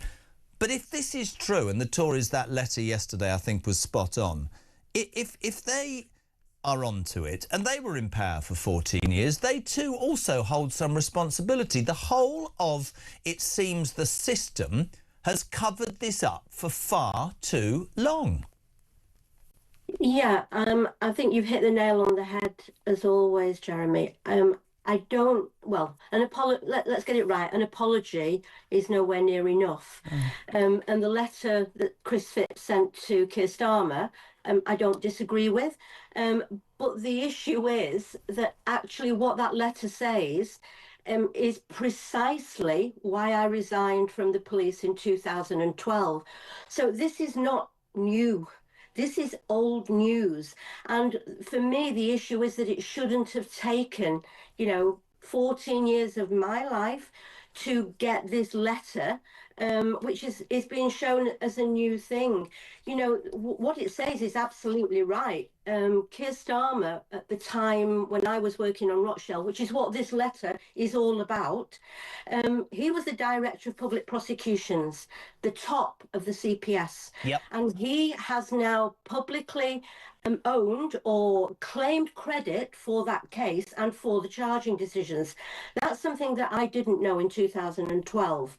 But to claim credit for charging a man who got a 13-year-old child pregnant where we had a fetus and DNA with conspiracy to commit sexual activity with a child, not rape, and that man was out of prison in 3 years, to put another child on an indictment as one of the gang of paedophiles as a tactical option to get her evidence into court and then to try and take her children away from her based on the fact that she was a paedophile. Those decisions, he is now saying, were his, and this is not a party political point, this is him as the top of the CPS. He's claiming credit for those decisions. And I would bet my bottom dollar that every single person in the country who hears that the top lawyer in the country thought those decisions were right, were lawful, were credible, you know, they're not. And so, yes, we're catching up with what should have happened 15 years ago, in all honesty. And the cats are all coming out of the bag. And I am really glad that Chris Phipps has written this letter. He also, in that letter, demanded Keir Starmer take the stand and give evidence under oath. That's also quite relevant, but you're right. I mean, you know more about this than me, but I'm sat here thinking you were in power for 14 years. Why didn't you lot push for this? It's like, again, without making it political, I've said this to the Deputy Chairman of the Tory party, Matt Vickers, this morning. They go on and on and on about immigration. They could have done more, or they could have done more quicker. It's very easy to sit. And I accuse Labour of this. It's very easy to sit in the cheap seats and say, why haven't you done this? What about Starmer banging on and on about Boris Johnson, put him in front of the Privilege Committee, spent 24 hours trying to cover his backside so he doesn't have to face a vote of whether he's lied or not. The whole thing is self-serving in the end, and the victims are those girls. And that's what needs to be done, doesn't it? Yeah, I fully agree with you, Jeremy. You know, that they're playing party politics, and the Conservatives did nothing for all those years. Labour equally are doing nothing. You know, me and the Maggie Oliver Foundation, we are involved in trying to help with this new national inquiry. But the thing is, as you know, because I was on your show in March, you know, we're taking the government to a judicial review for not implementing the recommendations of the statutory 7-year national inquiry. And the thing is, you know, if they have no legal duty to implement those, another inquiry can deliver and recommend whatever they want to recommend. And a government, whether it's Conservative, Labour, you know, Green, whoever it is, they can just say, well, we're not doing anything about it. What's the progress with that review? How did that go for you, the Maggie Oliver Foundation? Say again, Jeremy. How did the review, the demand for a judicial review, how's that gone? Give us an update. It's been actually, it was a historic win apparently, but we are still on the road to that full judicial review. We've been given leave to take the government to that judicial review for non-implementation of the 20 recommendations, and the judge said that the country had a legitimate expectation that after a 7-year inquiry, recommendations should be implemented. But do you know what so the end of the year, we will be a full judicial review. We've now taken on the same legal team, but we've added a KC to it. It's a huge battle, and we are a tiny national charity having to fund it, first of all. But secondly, we shouldn't actually have to do this. After a 7-year national inquiry, 7,500 victims sharing their experiences, why on earth do we have to fight for them to be implemented? That, for me, I can't believe that is... I sit here, when I speak, you know what I think of you. I love the bones of you. And can I shout out to the Maggie Oliver Foundation? Go online, show your support. It's an extraordinary organisation. But she's right. Maggie Oliver had to resign from the Greater Manchester Police. She became a whistleblower. She set up this charity. She works tirelessly to fund it, to simply get a voice for the victims of the most heinous crimes. And let's not get bogged down, and I make no apologies, this isn't anything other than all sorts of different men, grooming gangs, raping young, vulnerable girls. That is a stain on our society. It's a stain on almost everything we stand for. But listen, we stand with you, Mags. You know that. I think what you've done is an astonishing piece of work. Well, Jeremy, can I just say, though, that for me, the abuse is one thing. The thing that enrages me is the deliberate neglect and failures of the institutions who are paid to protect children. Yep. And I won't rest until, some of those top men and women, but it's mainly men, unfortunately, at the top of policing, social services, government, and whether that's the Prime Minister or not, I want to see some of them in a criminal court, charged with misconduct in a public office, gross misconduct, criminal offences. In my opinion, that's what they are guilty of, and the abuse will always go on. What should never have happened is that the state turned away from these children and just threw them on the scrap heap because nobody bothered. And that's what nobody bothered, or was it a cynical attack? See, this is the thing, just very quickly, that concerns me. Was it nobody bothered, or too many people were terrified that they would be implicated in something that's far more widespread than perhaps any of us imagine, Mags? I think it's both. I think, the kids in general were from difficult backgrounds that, I always say, I wasn't Keir Starmer's daughter or Boris Johnson's, or if it had been my daughter, it would not have happened because I would not have remained silent. These kids often were living in care homes and basically nobody was fighting their corner. On top of that, you've got predominantly Pakistani Muslim men who shared different values to us, and they thought these kids were open season. And when the state allowed them to continue for decades, it's become sophisticated and it's organized crime, and the lives that have been destroyed are horrific.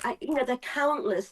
And until we have personal accountability for those in office who have allowed that to happen, the message clearly is that actually it doesn't matter. So there are many things feeding into why this happened, but I do think personal responsibility is a big part of that, and who could be more personally responsible than the Director of Public Prosecutions, who is deciding on the charging decisions. So for me, that is the real issue here. Couldn't agree more. Maggie, our support is set in stone. The Maggie Oliver Foundation, peeps, go online. She's an amazing woman. Thanks, Mags. 10 to 9. We're live across the United Kingdom. So much to do. Very quickly, I like Carl Turner's Suze, but he's nuts if he thinks Rayner could be Prime Minister. I'm a working-class northern lass too, and as far as I'm concerned, she's an embarrassment. She's uneducated, she's got no manners, she's potty-mouthed, and she's a union puppet. Her workers' right bill is costing jobs. She looks a mess most days, and she sucks up to unelected community leaders for votes. Her majority is wafer thin. I hope she loses a seat. That's Suze. This is Helen. Good morning, Helen. Morning, Helen. Morning, JK. Helen in Knutsford. Isabel Oakeshott was really right when she said that we don't want someone who's just normal running the country because they vape. That's a good reason to run the country. No, it's not. We want somebody who is of proper merit, who has the ability, who has the wherewithal, the oomph. So no, not Rachel. No, not at all. That Yorkshire bloke, the Labour guy, he does talk a lot of sense, but that's wrong. Talking of which, I've got a very, very good friend who's also a Yorkshire bloke, who's also a lefty, and oh my God, you can never have a conversation with him. You can't have a debate. He's always right. He has to have the last word. He wants to call me later, but I'm not going to answer the phone. That was another show. I'm not getting involved in your private life. 0344 419 1000. Let's move now to a former security minister under Gordon Brown. Delighted to have him back on the show, Lord Alan West. Lord West, good morning. Good morning. We have our moments, you and I love having you on.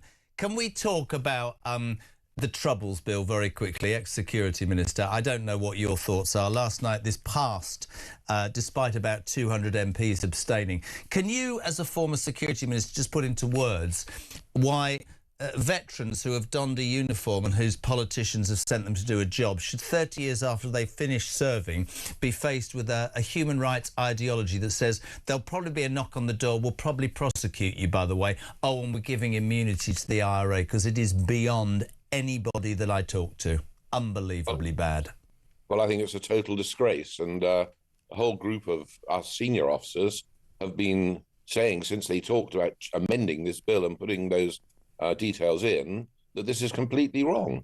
Our men in the future will be fighting, looking over their shoulders to think, I could be chased up by my own people. I mean, there's no doubt, yes, everybody has human rights, we understand that, but the human rights of our people who are protecting us and looking after us and who we're responsible for, I'm afraid, trump those of the people who want to kill us and are out trying to kill us all the time. And we seem to forget that, and we forgot it in Iraq. And it is not good. It's bad. It's interesting to hear an ex-security minister. I spoke to Carl Turner earlier. OK, he's an independent now. I'd love somebody to be able to explain to me from Labour, Alan, the theory behind this, because this will be universally as hated, if not more so, than taking winter fuel payments away from pensioners. This is a suicidal policy, almost. Well, it is stupid, and I have to say, why we're so wedded to it, I really don't understand. Yeah. It's not clever, and we should change it. And people say, oh, don't do a U-turn. It's not that much for U-turn. They can amend this bill quite easily, so that it doesn't have this effect on our people. But it is wrong. It is absolutely wrong to go back 60. And let's face it, basically, our soldiers went out every day at high risk, where they might be killed, to protect the people of Northern Ireland. Every day the terrorists went out with the aim of killing and maiming people. And to try and put them in the same bucket, I think, is awful. If you were Security Minister, I asked this for a reason, and this was put in front of you, would you resign your post? That's a very good question. I think probably I will, but I'm slightly different because I've already had my career in the Navy and I only say that because Al Cairns, who was a decorated soldier as the Security and Armed Forces Minister, was absent from the Commons yesterday during this debate. He's apparently on resignation watch, and many of his old fellow servicemen and women are saying you need to walk away from this. This is an utter disgrace to the veterans that you're part of. Well, as I say, I think I probably would have done, but that's because I had no aspirations to be important politically or anything like that. It's a greasy pole, and you see all the politicians trying to climb up it. Al, I think, does actually have some aspirations to go further in politics. I don't know. I can't speak for him. But, I mean, it's something that I'd have thought he'd be really banging the drum about. Highly decorated, brave officer, and he really ought to. And his voice would be heard. And, I think we've really got to put some pegs in the sand on a number of issues like this, because we're losing our way. We've only got a minute and a half. Just very quickly, my friend. Argentina has told Falkland Islanders to go back to England. We had Simon Weston on, who was severely injured, very brave, and said the armed forces he doesn't recognise today. Do you imagine that Keir Starmer will give away the Falklands as he's done with the Chagos Islands? Well, he'd better not, that's for sure. And I mean, basically, we were a band of brothers and went down there. Every time I've been in action with the British forces, I've been amazed by the quality and how good our people are. And one of the things that reassures me in this rather disturbed and unpleasant world is that the average Brit is still bloody good. But the Falklands, there's no doubt about it. We proved it belongs to us. The people who live there, all of them, want to stay part of our Commonwealth and part of Britain, really. And it is a nonsense. And the Americans doing this is stupid. But as I said on the wireless the other day, I'm afraid Hegseth, for example, he's thick. They don't understand the background to these things. Completely agree. I love, honestly, you're my favourite person. I love having you on the show. I'm very grateful. Lord Alan West, former Security Minister under Gordon Brown. Wish we had more time, but thank you so much indeed, my friend. This is Jeremy Carr. Now, in the next hour, from 9 o'clock, of course, that Foreign Affairs Select Committee begins. Sir Philip Barton, first up, former head of the Civil Service in the Foreign Office. Will he stick the knife into Keir Starmer, followed by Morgan McSweeney if he gets to the meeting without losing his phone? We'll cover that. We've got Charlie Rowley and lots of guests in the next hour as we follow that. We've got the news at 9. 0344 499 1000. This is Talk Breakfast.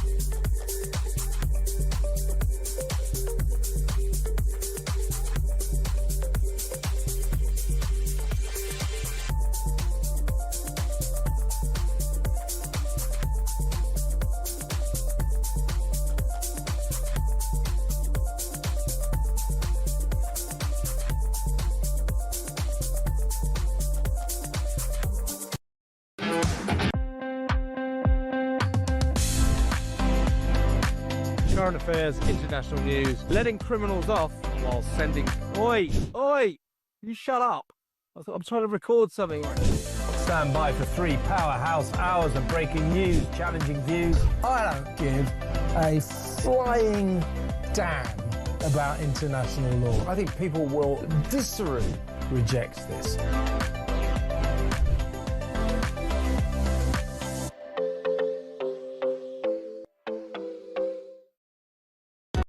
Across the UK, on DAB+, on your smart speaker, on your smart TV, and on your side. This is Talk.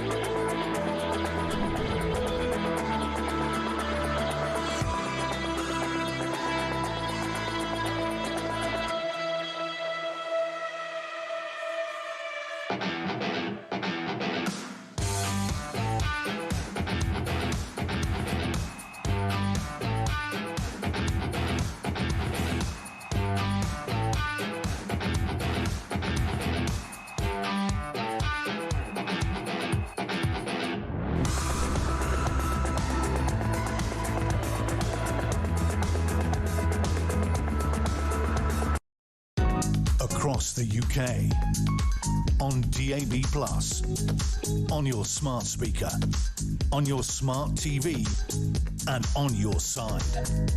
This is Talk.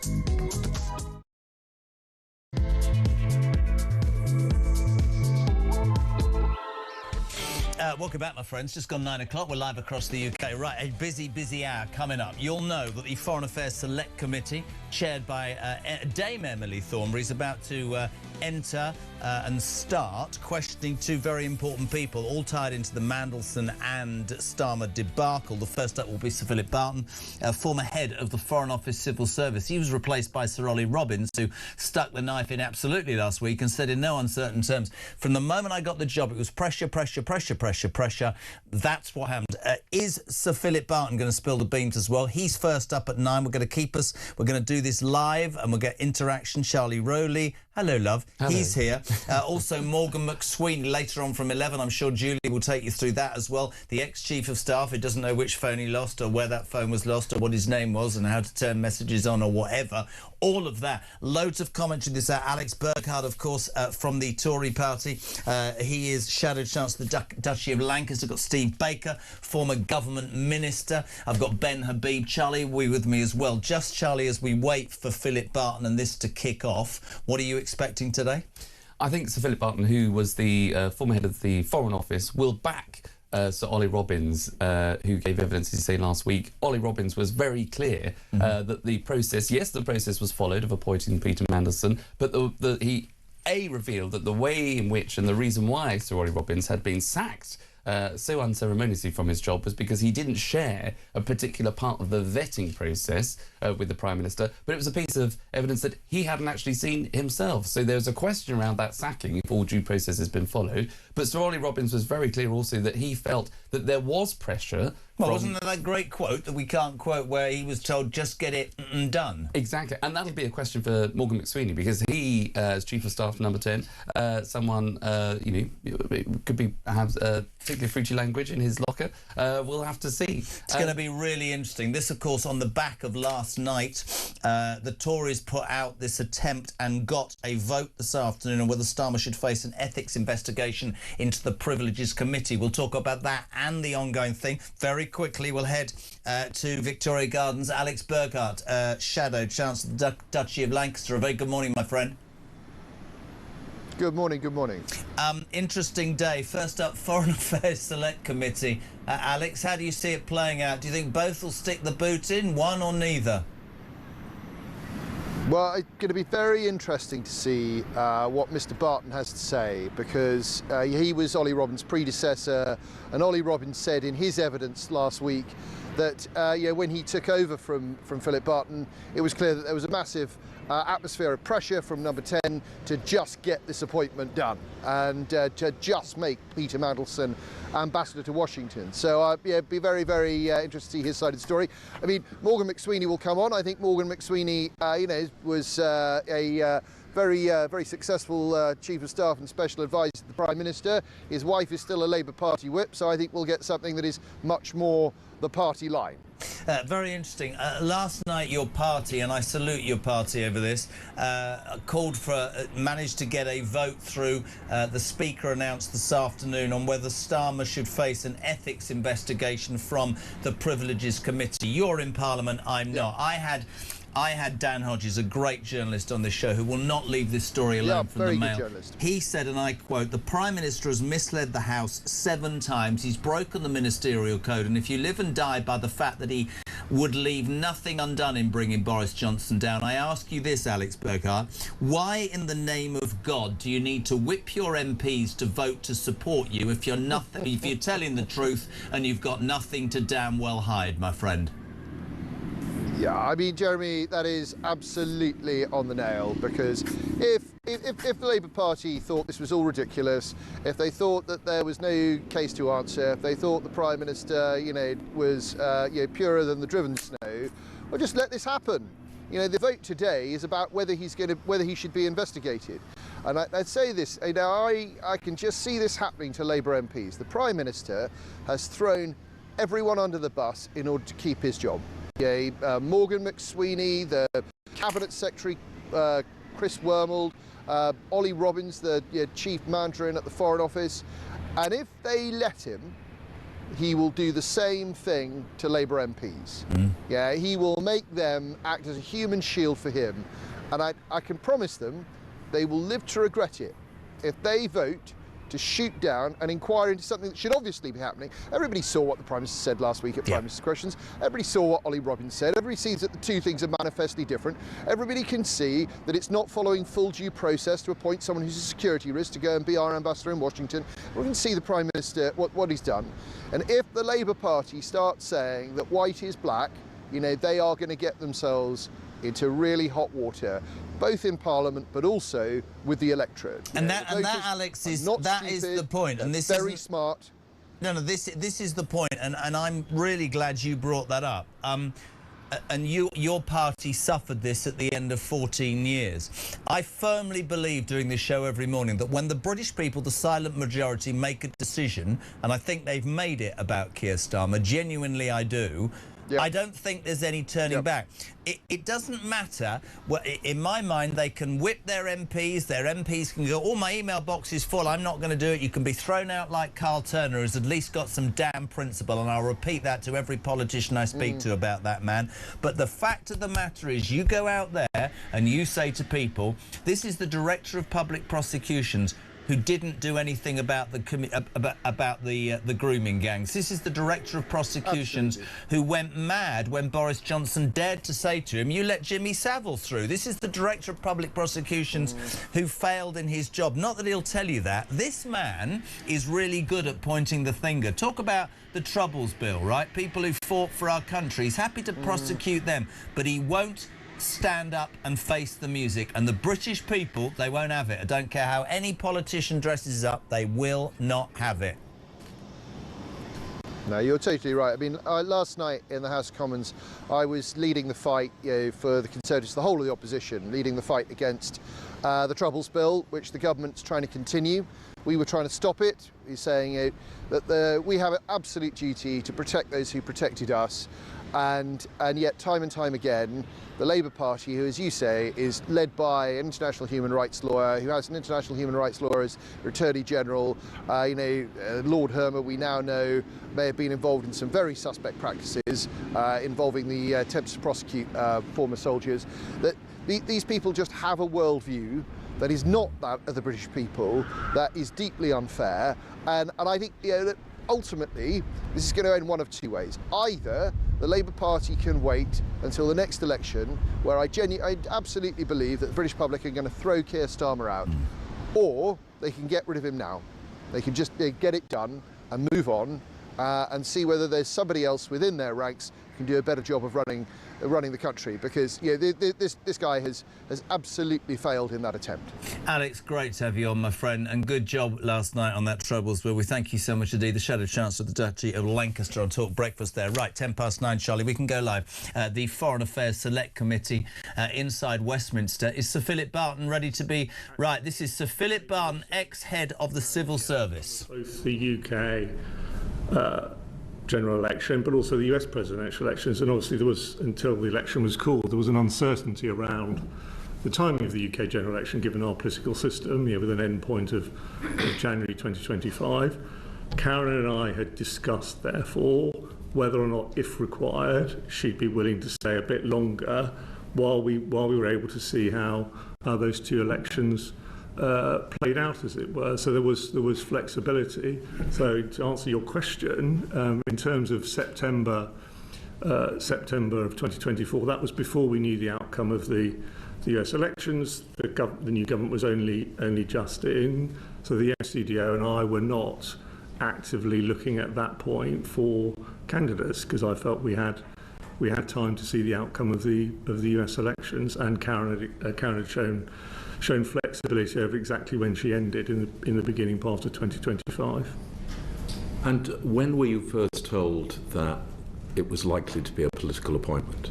When I was told of the Prime Minister's decision. The 15th of December? Yes. So until the 15th of December, you had no information that any discussion had taken place, or certainly that a decision had been reached? No.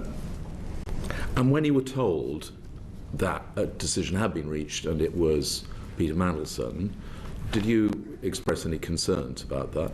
I was, as I say, I was told of a decision, so I wasn't asked for advice. I was told a due diligence process had been carried out, and I think this is known now, the Prime Minister had been made aware of the risks and had accepted those risks and decided to proceed. So I then moved on to a conversation, was asked for advice on the practical steps required to meet what was the Prime Minister's decision, and then the requirement around the timescale.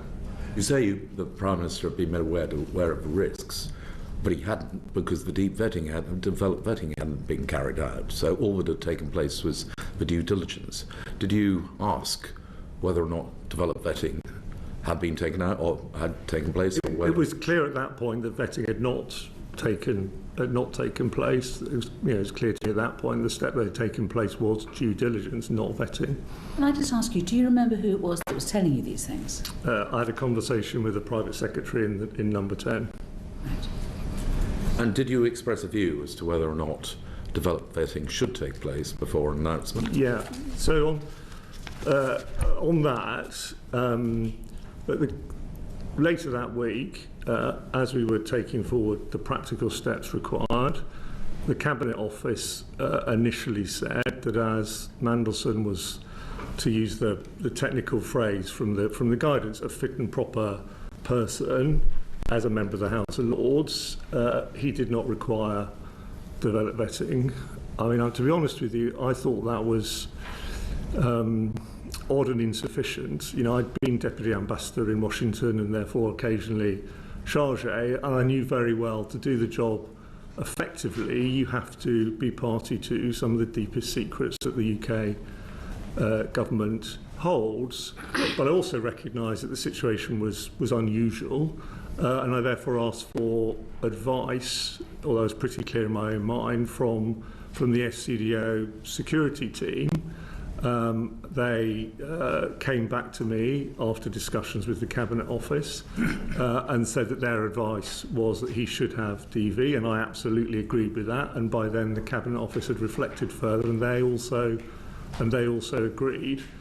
And that, if I remember right, that conversation started at the back end of the week of the 16th of December, at the time that the public announcement was made, and then by the beginning of the following week, just before Christmas, it was clear that that was going to be the requirement. That's what I thought, as it were, and I endorsed the advice. And at that point, Mandelson was sent the forms that you need to fill in to kick off the whole process.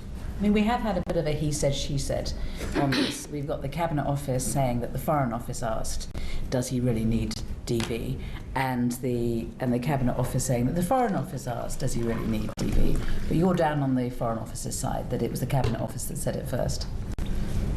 Look, I can't promise you who said what first. Right. I know what I was told. I was told the Cabinet Office suggested he didn't require DV.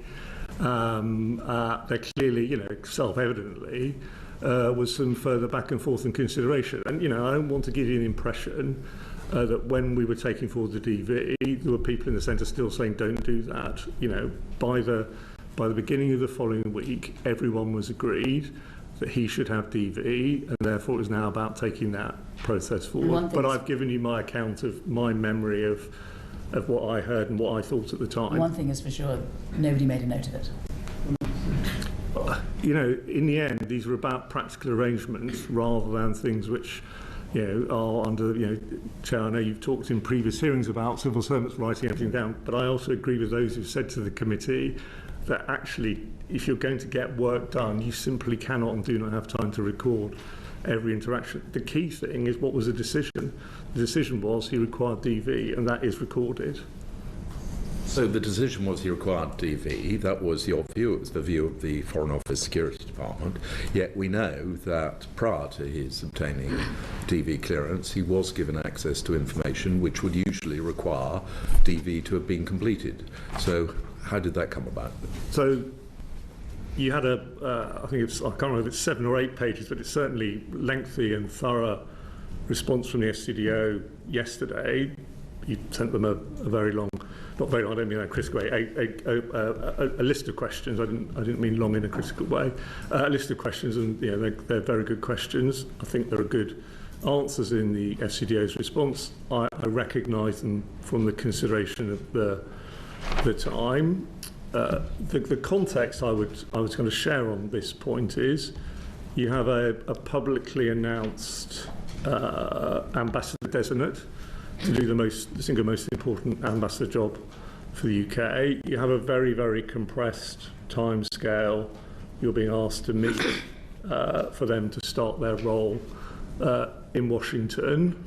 And you have the exceptional circumstances of an incoming Trump administration and a very high premium, therefore, in the new ambassador arriving as well briefed as possible in the short time available, recognising that normally ambassadors have several months to prepare for big jobs like this, and that required Mandelson to have access to briefings and papers to allow him to be properly prepared. And so, as reflected in what the Foreign Office said to you in the note last night, a decision was taken in line with the guidance that he should be given access to the building and access to the paperwork, in particular on, for example, the UK government's preparations and policies towards an incoming administration. Right, I just want to jump in there, Charlie. We'll come back to Philip Barton, but I just want to take a view on what we've heard already. I've written down a few things. He said, and I quote,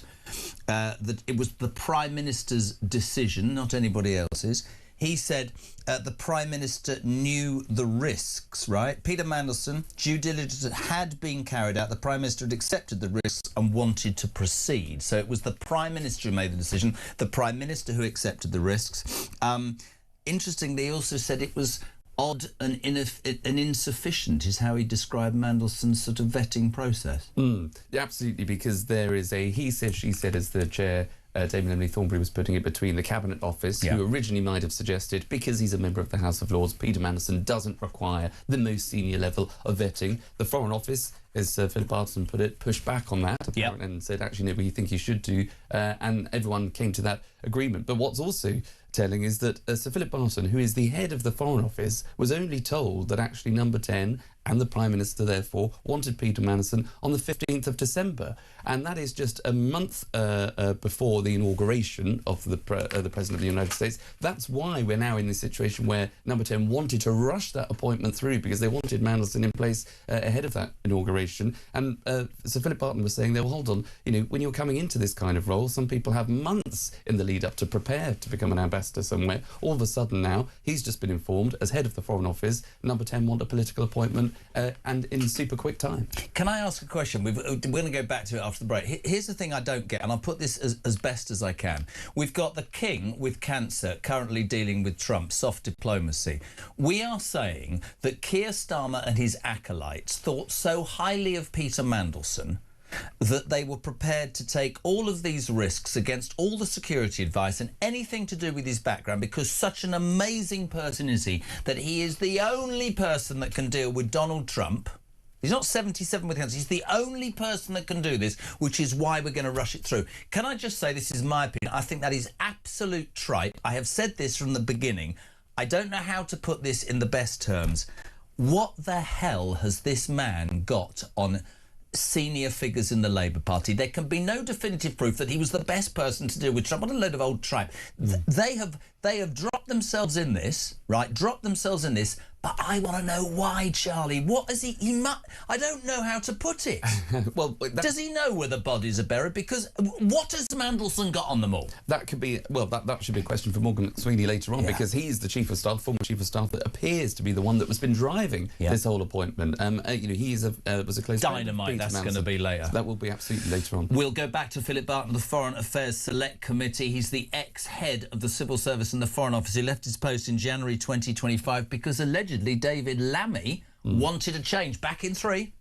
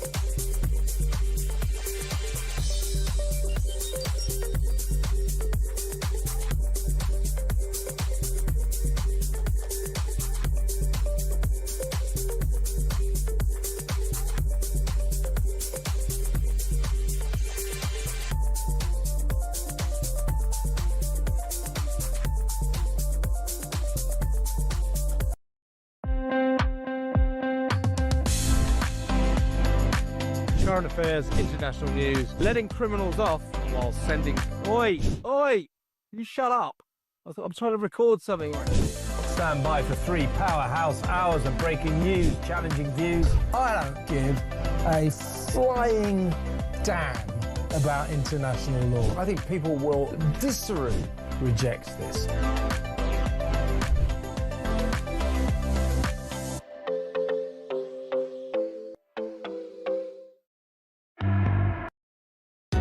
across the UK.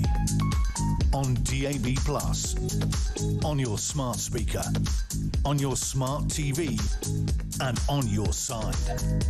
This is Talk.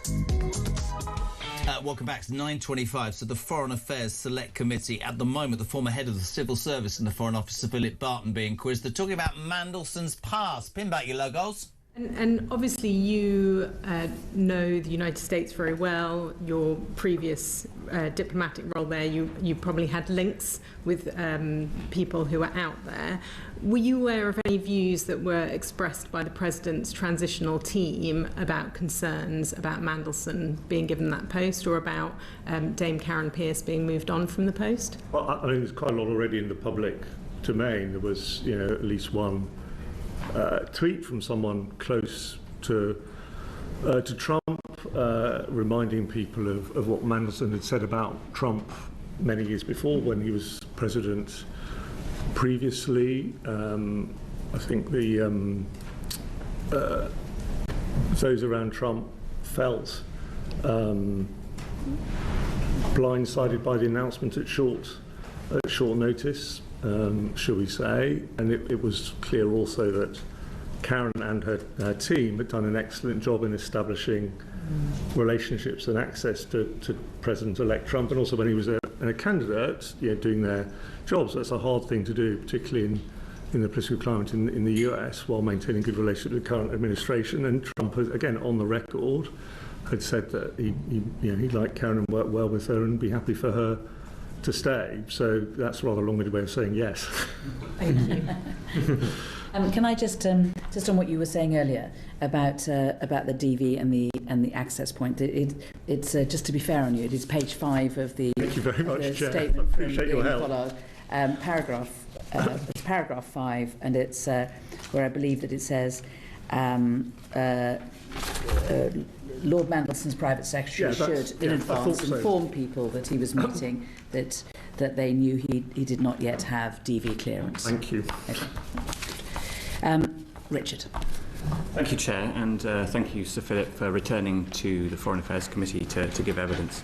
The Prime Minister's National Security Advisor, Jonathan Powell, was reflecting last September on the discussions that were had in government the year before about Lord Mandelson's appointment, and he reflected that that you, Sir Philip, had reservations. Can you remember what you were saying to the National Security Advisor about your reservations around appointing Lord Mandelson back in 2024? I think it was very much along the lines of what I just said around the possibility of his known connection to Epstein causing an issue subsequently. Obviously, I didn't know what was actually going to happen because Epstein was such a toxic hot potato subject in US politics itself, including in the election campaign. So that is what I recall thinking at the time, and can't prove this because I don't know what Jonathan was thinking when he said it last September, but my instinct is that's what it refers to. Okay, and then thinking later on that year about the Number 10 operation, do you recall any dismissiveness in Number 10 about the importance of vetting, and if so, how was that communicated to you?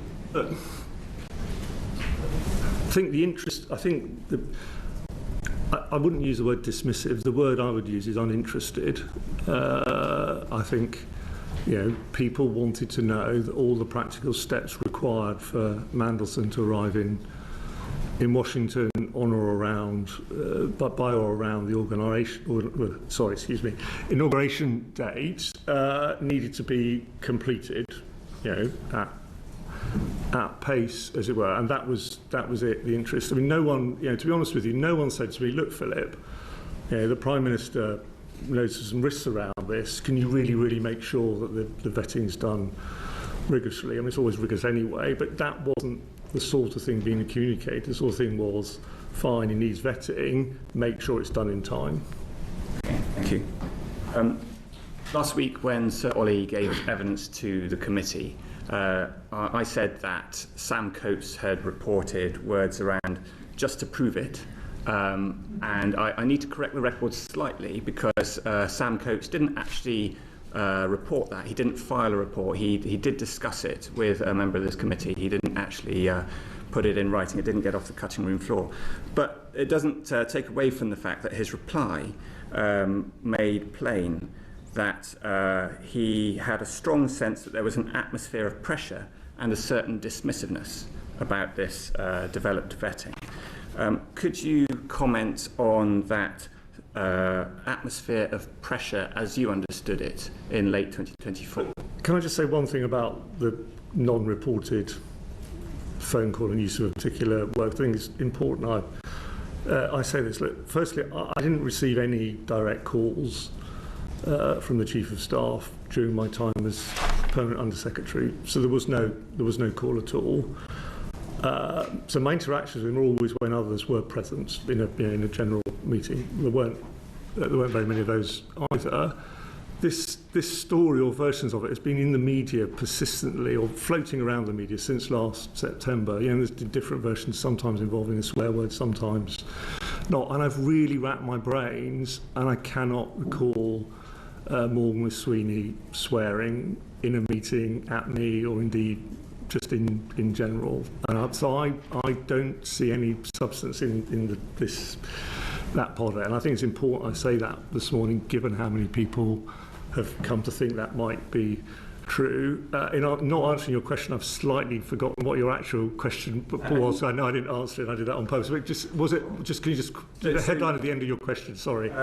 So Ollie, when replying last week, said that there was an atmosphere of pressure and a certain dismissiveness about this DV process, and I wondered if you could comment on the atmosphere of pressure, please. I think where I would start is on the 18th of December, I received a letter from the Principal Private Secretary to the Prime Minister, and it's the one released as part of the humble address.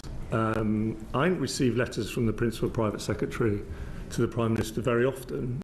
Most of my dealings was with the Foreign Affairs team in the Number 10, as you'd expect. And the letter, as you know, basically says the Prime Minister has decided, and it then goes on to say, please could arrangements be put in place, words to that effect, for a handover by the inauguration, a very compressed timescale, and that in effect is the top of the government saying the Prime Minister has decided he wants Mandelson as ambassador, and he wants it done in that timescale.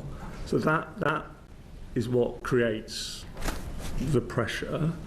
There were conversations around progress, but I think no one in the FCDO working on this can have been any doubt of the urgency of the issue and the importance that Number 10 and the Prime Minister attached to Mandelson being in DC in very short order.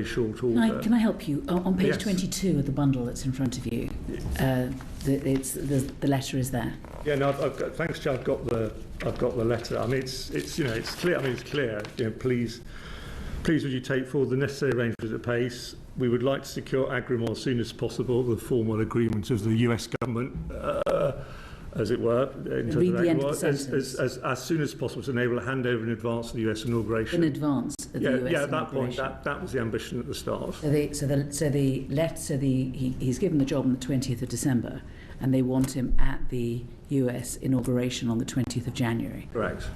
So you have a month. Yes. Sorry, does that answer your question? It does, thank you. And I have another, and it relates to that time in December. And I just wanted to sort of try and get an idea for some of the events that were happening in December of 2024. The Prime Minister gave a speech on the 5th of December where he talked about the tepid bath. And just to recap for people not familiar with it, he said that people in Whitehall are comfortable in the tepid bath of managed decline. The implication was that the civil service was satisfied to stagnate and was not sufficiently reactive to political direction. I wonder whether that had any influence on the... Let's just jump in. Just to pick up, I'm going to bring Steve Baker in just to tick. Charlie, couple of things. It seems in the last couple of minutes Barton seemingly retracting, but he came out with a couple of damning things early on there. He said, I was told to get on with the Mandelson appointment. Number 10 was uninterested in the vetting process. The PM wanted Mandelson appointment at pace and at all costs. In effect, that's what they're saying. Absolutely, yeah. I mean, Philip Barton described Number 10's attitude as being uninterested. Ollie Robbins described uninterested in the vetting process. Uninterested, exactly. You know, Ollie Robbins described it as dismissive. Now, Philip Barton chose to take another word to describe it, but that sums up the attitude of Number 10. And you're right, this is all about the pressure that was put on the Foreign Office to get the vetting process and Mandelson in place as soon as possible. Before the inauguration. Before the inauguration. So where the accusation is that there was pressure put upon the Foreign Office, we're now in the weeds of whether it was just pressure because of the pace in which the appointment needed to be made, or was it pressure to just get Mandelson through? Let's bring in Steve Baker. It'd be great to get him on, former Conservative Government Minister. Steve, welcome to Talk Breakfast. How are you, pal? Good morning, Jeremy. I'm all right, but I'm absolutely aghast at the absurd fiasco of a Prime Minister refusing to take responsibility for the consequences of decisions where he was warned about the risks. This is where this all comes from. I mean, absolutely. So far, we've heard it was the Prime Minister's decision. He knew the risk. He accepted the risk. Barton was told to get on with it. Number 10 was uninterested in vetting. PM wanted Mal's appointment at pace and at any cost. You know, we've got a vote later on, Steve. You've been central to Parliament for so long, before the last election, and you know, somebody, I think it was the excellent Carl Turner, who said this morning, to whip your own MPs to support you when everybody knows you've lied 7 times smacks of many things. But I thought the best thing overnight was cleverly, who said, if you've got nothing to bloody well hide, why are you whipping your MPs? This man should face the very thing he went on and on and on for Boris Johnson to do, shouldn't he, Steve? Absolutely, he should go before the Privileges Committee and answer for himself. But of course he knows why he doesn't want to. It's because he's in deep trouble and they'll find against him. Look, this is a ridiculous situation. There's so much politics going on here, even to the point that the Labour government are now saying it's mere politics from the Conservatives. Well, let's just check the record, shall we, about how they behaved. I mean, I'm afraid I can't help smiling at the sheer absurdity of their conduct. But the truth is, the public deserve a lot better than this nonsense, even if you just take the vote today. It's a matter of conscience for MPs whether they think their Prime Minister should go before the committee to see if he lied. It's business of the House, which is traditionally not whipped because it's how the Commons itself organises itself and the status of an individual MP. And of course, there's the issue of accountability to their electors. I mean, many members of the public won't care about this and will be just getting on with their lives. But the truth is, many will deeply care about whether the Prime Minister of the United Kingdom lied in order to get his chum in, lied over the matter of how he got his chum in. I mean, it's an absolute farce. It's going to continue to distract for months. And the truth is, not only should he go before the Privileges Committee, he really should resign. He's not going to, and he's not going to be removed, I think, because his MPs fear what comes next. It's really interesting, actually. He's just admitted, whilst we're talking, that there was undue pressure, hasn't he, Charlie? He said that. I want to put this to you, Steve, because I don't know any other better way of asking this question. We can sit here and talk about it was his decision. The Prime Minister, he knew the risks. They were uninterested in the vetting process. We can look at the Foreign Office. Maybe Barton didn't take a call. Maybe Ollie Robbins did. Maybe McSweeney doesn't know where his phone is. All this crap. And I'm sort of with you on this. But the thing that I don't get, mate, and you were in the upper echelons of government, is this. We've got a cancer-ridden 77-year-old king right now dealing with Donald Trump in a soft diplomatic way, and I think giving credence to what the British monarchy is all about. But we are expected to believe that the only person who needed to be shoehorned into this appointment before the inauguration was Peter Mandelson, who, forgetting his past and all that, was apparently the best person to deal with Donald Trump. My two questions are this. I initially thought, I wonder why Trump agreed to it. And then I thought, oh, maybe because he's clever enough to work out that all this Epstein stuff will come out and will deflect off him. But more importantly, I don't get, Steve, right? What must he have on them all to even being considered, let alone rushed through for this appointment, pal? Well, he's called the Prince of Darkness for a reason, I'm afraid, isn't he? And the truth is, if you've been around at the heart of politics, organising and orchestrating, as I admit I have been, you end up knowing everybody's foibles. You know where they were strong and where they were weak in the past. And you, even if you kept yourself to matters which were clean and of a public interest, you'd still have material which people wouldn't want to come out about why they took decisions that they did and how they folded and voted against their best interests or their best view of their constituents' interests or whatever. If you mix into that people who've been personal friends for many years and have sat around the table at dinner parties and whatever and heard people's darkest fears, well, then, of course, he'll know all sorts of things. But, you know, this is, of course, speculation and a matter of opinion. Far be it from me to get into any specifics, because the last thing I want is somebody trying to sue me. But the reality is Mandelson's record is long and tainted, obviously extremely risky. I mean, the man is followed around by scandal like a little puppy dog, and the civil service will have known that, and the Prime Minister knew it. When the due diligence was done, it will have revealed the obvious things. Business with China, business with Russia, the previous scandals, previous questions about his finances, the relationship with Epstein was well known. The truth is the Prime Minister knew what there was to be known and took the risk and inserted him. And now we're going through all this misery and expense so that the Prime Minister can try and blame somebody else for the consequences of his own daft decision. Now, whether he was under some kind of duress to appoint Mandelson, I couldn't possibly comment, but I think we do know that Mandelson's been around the top of the Labour Party for a very, very long time, and a lot of people will owe him. So exactly what's happened and why, we can't know, but it is a very serious matter to even have in the public domain speculation about whether our Prime Minister made a decision under duress. I mean, it's incredible that it's come to this. Couldn't agree more, Steve. I've got to cut you there, mate. You know we love having you on. Sorry, it's a busy old morning. Great comment. Steve Baker, former Conservative Government Minister. We'll head very quickly to the leader of Advance UK. Give everybody a chance this morning. Ben Habib. Morning, Ben.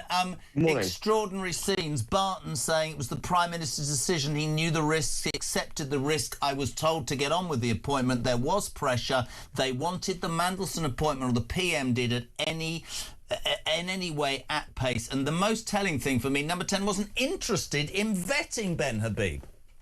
Yeah, well, it would seem that everyone's now pointing the finger of blame at everyone else. The Foreign Office is blaming the Cabinet Office is blaming the Foreign Office, the Prime Minister is blaming everyone else apart from himself. But can I just pick up on something Steve Baker said? It was really interesting. I think your question, Jeremy, is the pertinent one. What does Mandelson have on all these people that he kept being exhumed from the graveyard of political death? And being, you know, first of all made a European commissioner, then ennobled, and then ambassador to the United States of America, having already resigned twice early on in Tony Blair's government from cabinet positions. And I think it's too innocent an interpretation that Steve Baker gave in answer to your question, that he simply had been around for a long time. He knew people's foibles. He knew how they had voted. That is sanitizing the corruption, I think, that is at the heart now of our government, our parliamentary, our entire parliament, and indeed the civil service. The civil service, if I can come back to that for a second, the Cabinet Office discovered that its own, the UK security vetting body is part of the Cabinet Office. It only discovered for the first time, senior members of the Cabinet Office only discovered for the first time in March 2026 that the vetting had failed in January 2025. The department in which the vetting service sat only informed its bosses a year later. And then the bosses sat on that report for 3 or 4 weeks while they took legal advice as to whether they could tell the Prime Minister. This is a country that has lost touch with reality. The minute he failed vetting back... Could not agree with you more, Ben. This would never have happened in any business. The minute someone down the chain in a business had discovered something had gone horribly wrong at a senior level, alarm bells would have gone rushing through a business and any institution pretty much across the country, making sure people in authority knew what had happened. And Ben, let's just dip back in.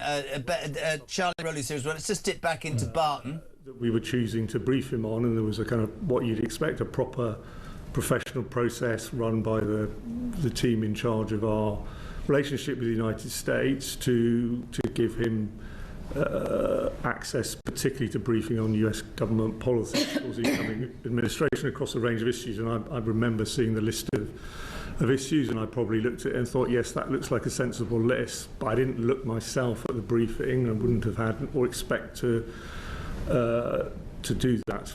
In none of the emails it makes reference to him being subject to cleared vetting, so it's almost as though he's got the job and we're just going through the process. Was there anything in any of the documents that said this is all subject to satisfactory DV?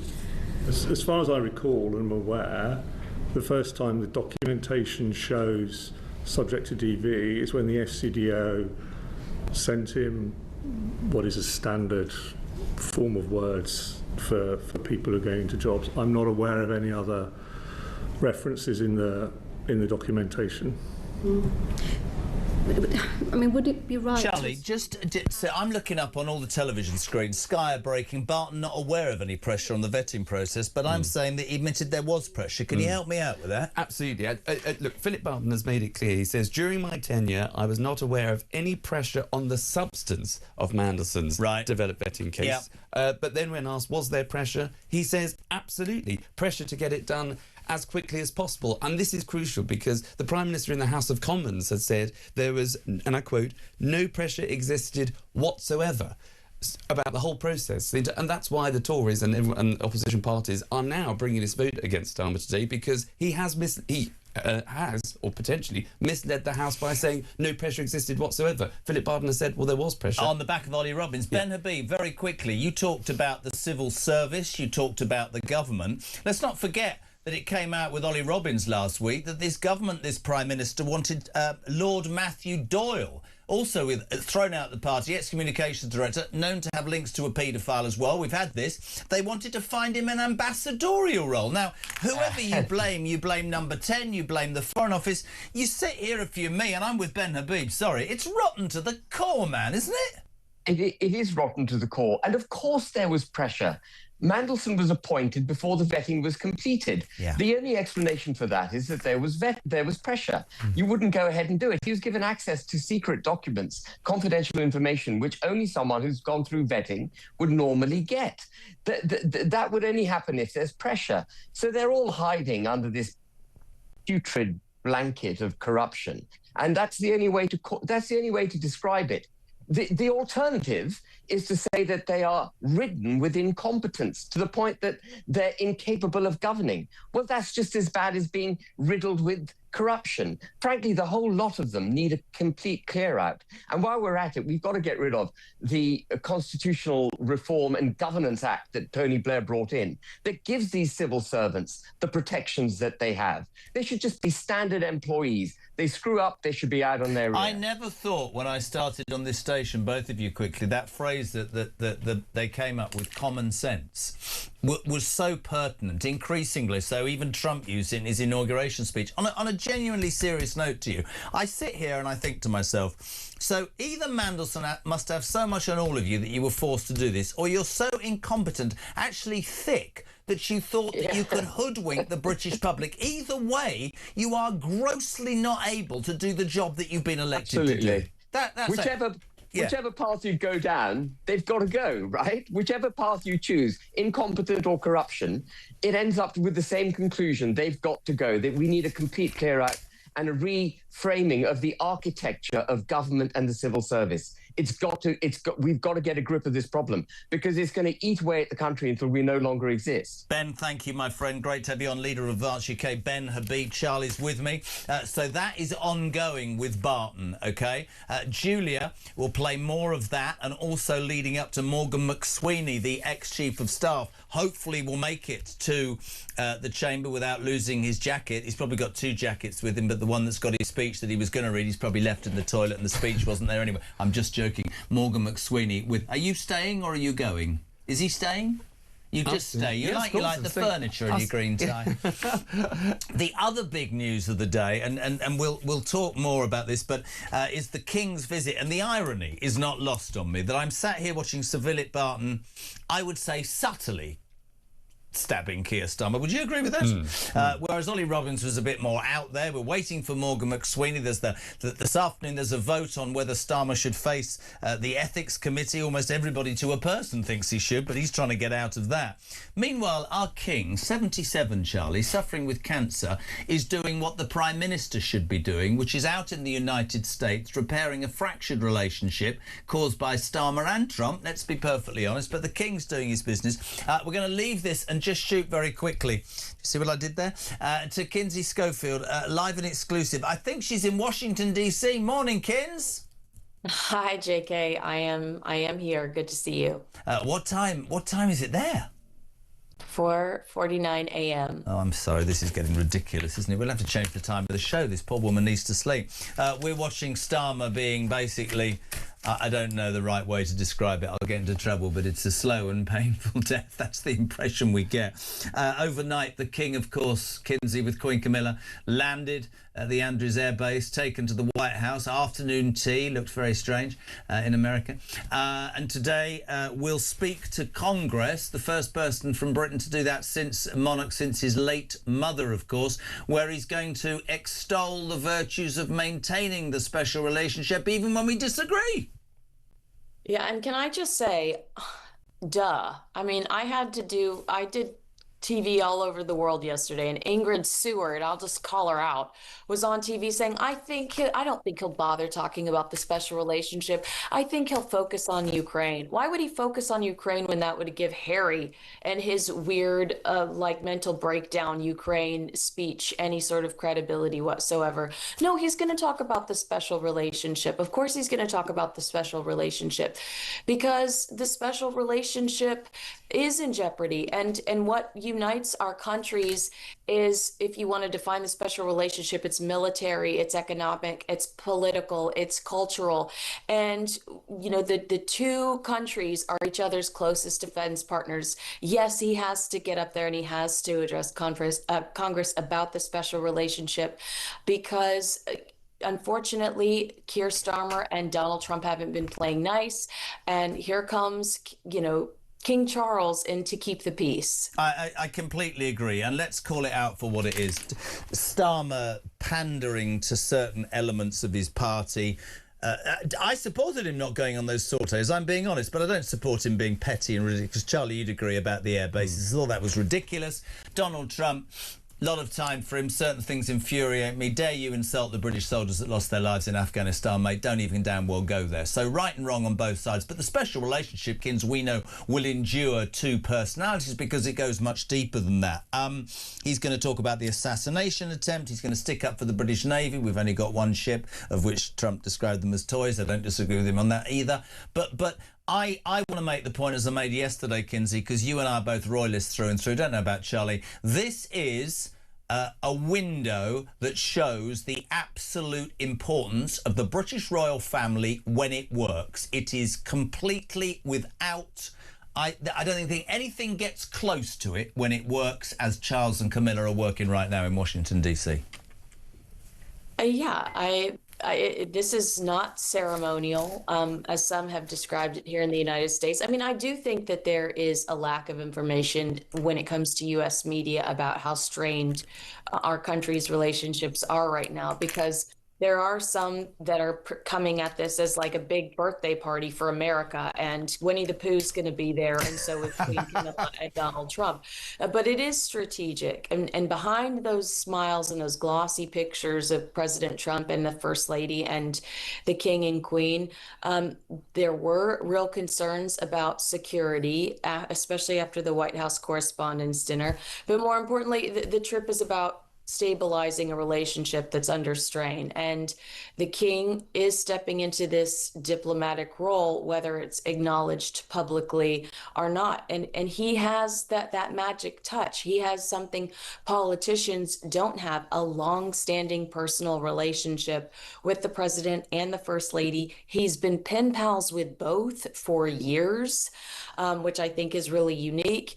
And he's not going to try to negotiate policy, but he can soften tensions between your prime minister and my president, and that's what the monarchy values. My prime minister Don't even go there, Schofield. Wait, I should say, except not wake up Britain's prime minister, alarm clock Britain's certainly not alarm clock Britain's prime minister, but the UK's prime minister. And yeah, his value is that quiet diplomacy, and that's what we're seeing play out. Just very quickly, after the assassination attempt at the White House Correspondents' Dinner and also this trip, does that strengthen the doubters behind Donald Trump? No. Love him or loathe him. No middle ground. Look at Jimmy Kimmel, who made another inappropriate joke on his program, cutting to a shot of Melania Trump saying she looked like a mourning widow. And when Melania made a very rare statement saying, I think he should have his show canceled, and everybody's saying, oh, this is so unique. Presidents never do that. Actually, Barack and Michelle Obama had Roseanne removed from her own show named after her. So it has happened before. Jimmy Kimmel has the nerve to go on his program and, similar to the Charlie Kirk situation, blame MAGA for the violent rhetoric that came out of his mouth. So no, if you don't like Trump, you don't like Trump. If you can stand Trump, everything's normal. I think he's a polarizing character, but I'd also argue that the king is a polarizing character to some people too, not to the extent that Donald Trump is, but I think, they're similar in that way. Kins, listen, I'm so sorry we keep waking up at 4:30 in the morning, but get to bed early tonight because we'll have you on again tomorrow. We appreciate it so much. Day 2 of the King and Queen's trip to Washington. He will address Congress. We'll bring you that tomorrow. Final word from you, Charlie. Sir Philip Barton. It was the Prime Minister's decision. He knew the risks. He accepted the risk. I was told to get on with the Mandelson appointment. There was pressure. Do it at pace, and we're uninterested in vetting. More damning words about the Prime Minister. Absolutely, and it just plays into what we have heard from opposition parties, that this was an appointment that Number 10 wanted. They wanted it done at pace, and there was a disinterest, a dismissive attitude towards the vetting and the actual process, which goes against what is the Prime Minister's defence. He says due process was followed at all time. No pressure existed whatsoever. Those things are not stacking up for the Prime Minister today. This afternoon, the Commons will vote on whether Starmer himself should face an ethics investigation in front of the Privileges Committee that he forced Boris to. That won't happen because the Labour MPs are going to fall behind him, right? Exactly. And that'll be seen again like a stitch-up. A man that's bunkering down, hunkering down in Number 10, when he has all of these questions to answer, that he misled the House, he's appointed someone that shouldn't have been appointed. That was an error of judgment on his part. He should be carrying the can for that, but he's going to be hiding behind, as you say, those backbenchers. We have some breaking news on Talk. This might affect the next hour. Morgan McSweeney, his dog has eaten his speech. He won't be able to go to the thing this morning. And anyway, he went to the wrong address and he's lost his filofax. So I'm joking. Morgan McSweeney, you nearly went with that. Oh my God. Philip Barton at the Foreign Affairs Select Committee now with Emily Thornberry and the gang. Morgan McSweeney from 11 and Julia Hartley-Brewer will take you through it all from 10 o'clock. 0344 499 1000 for Julia. You can text the show as well, 87222. Thank you, Rowley, in your green tie. Thank you very much. Turn into my protege. We'll see you tomorrow morning, 6 o'clock. It's at your pace. That was another breakfast. And Julia next on Talk. Ta-ra.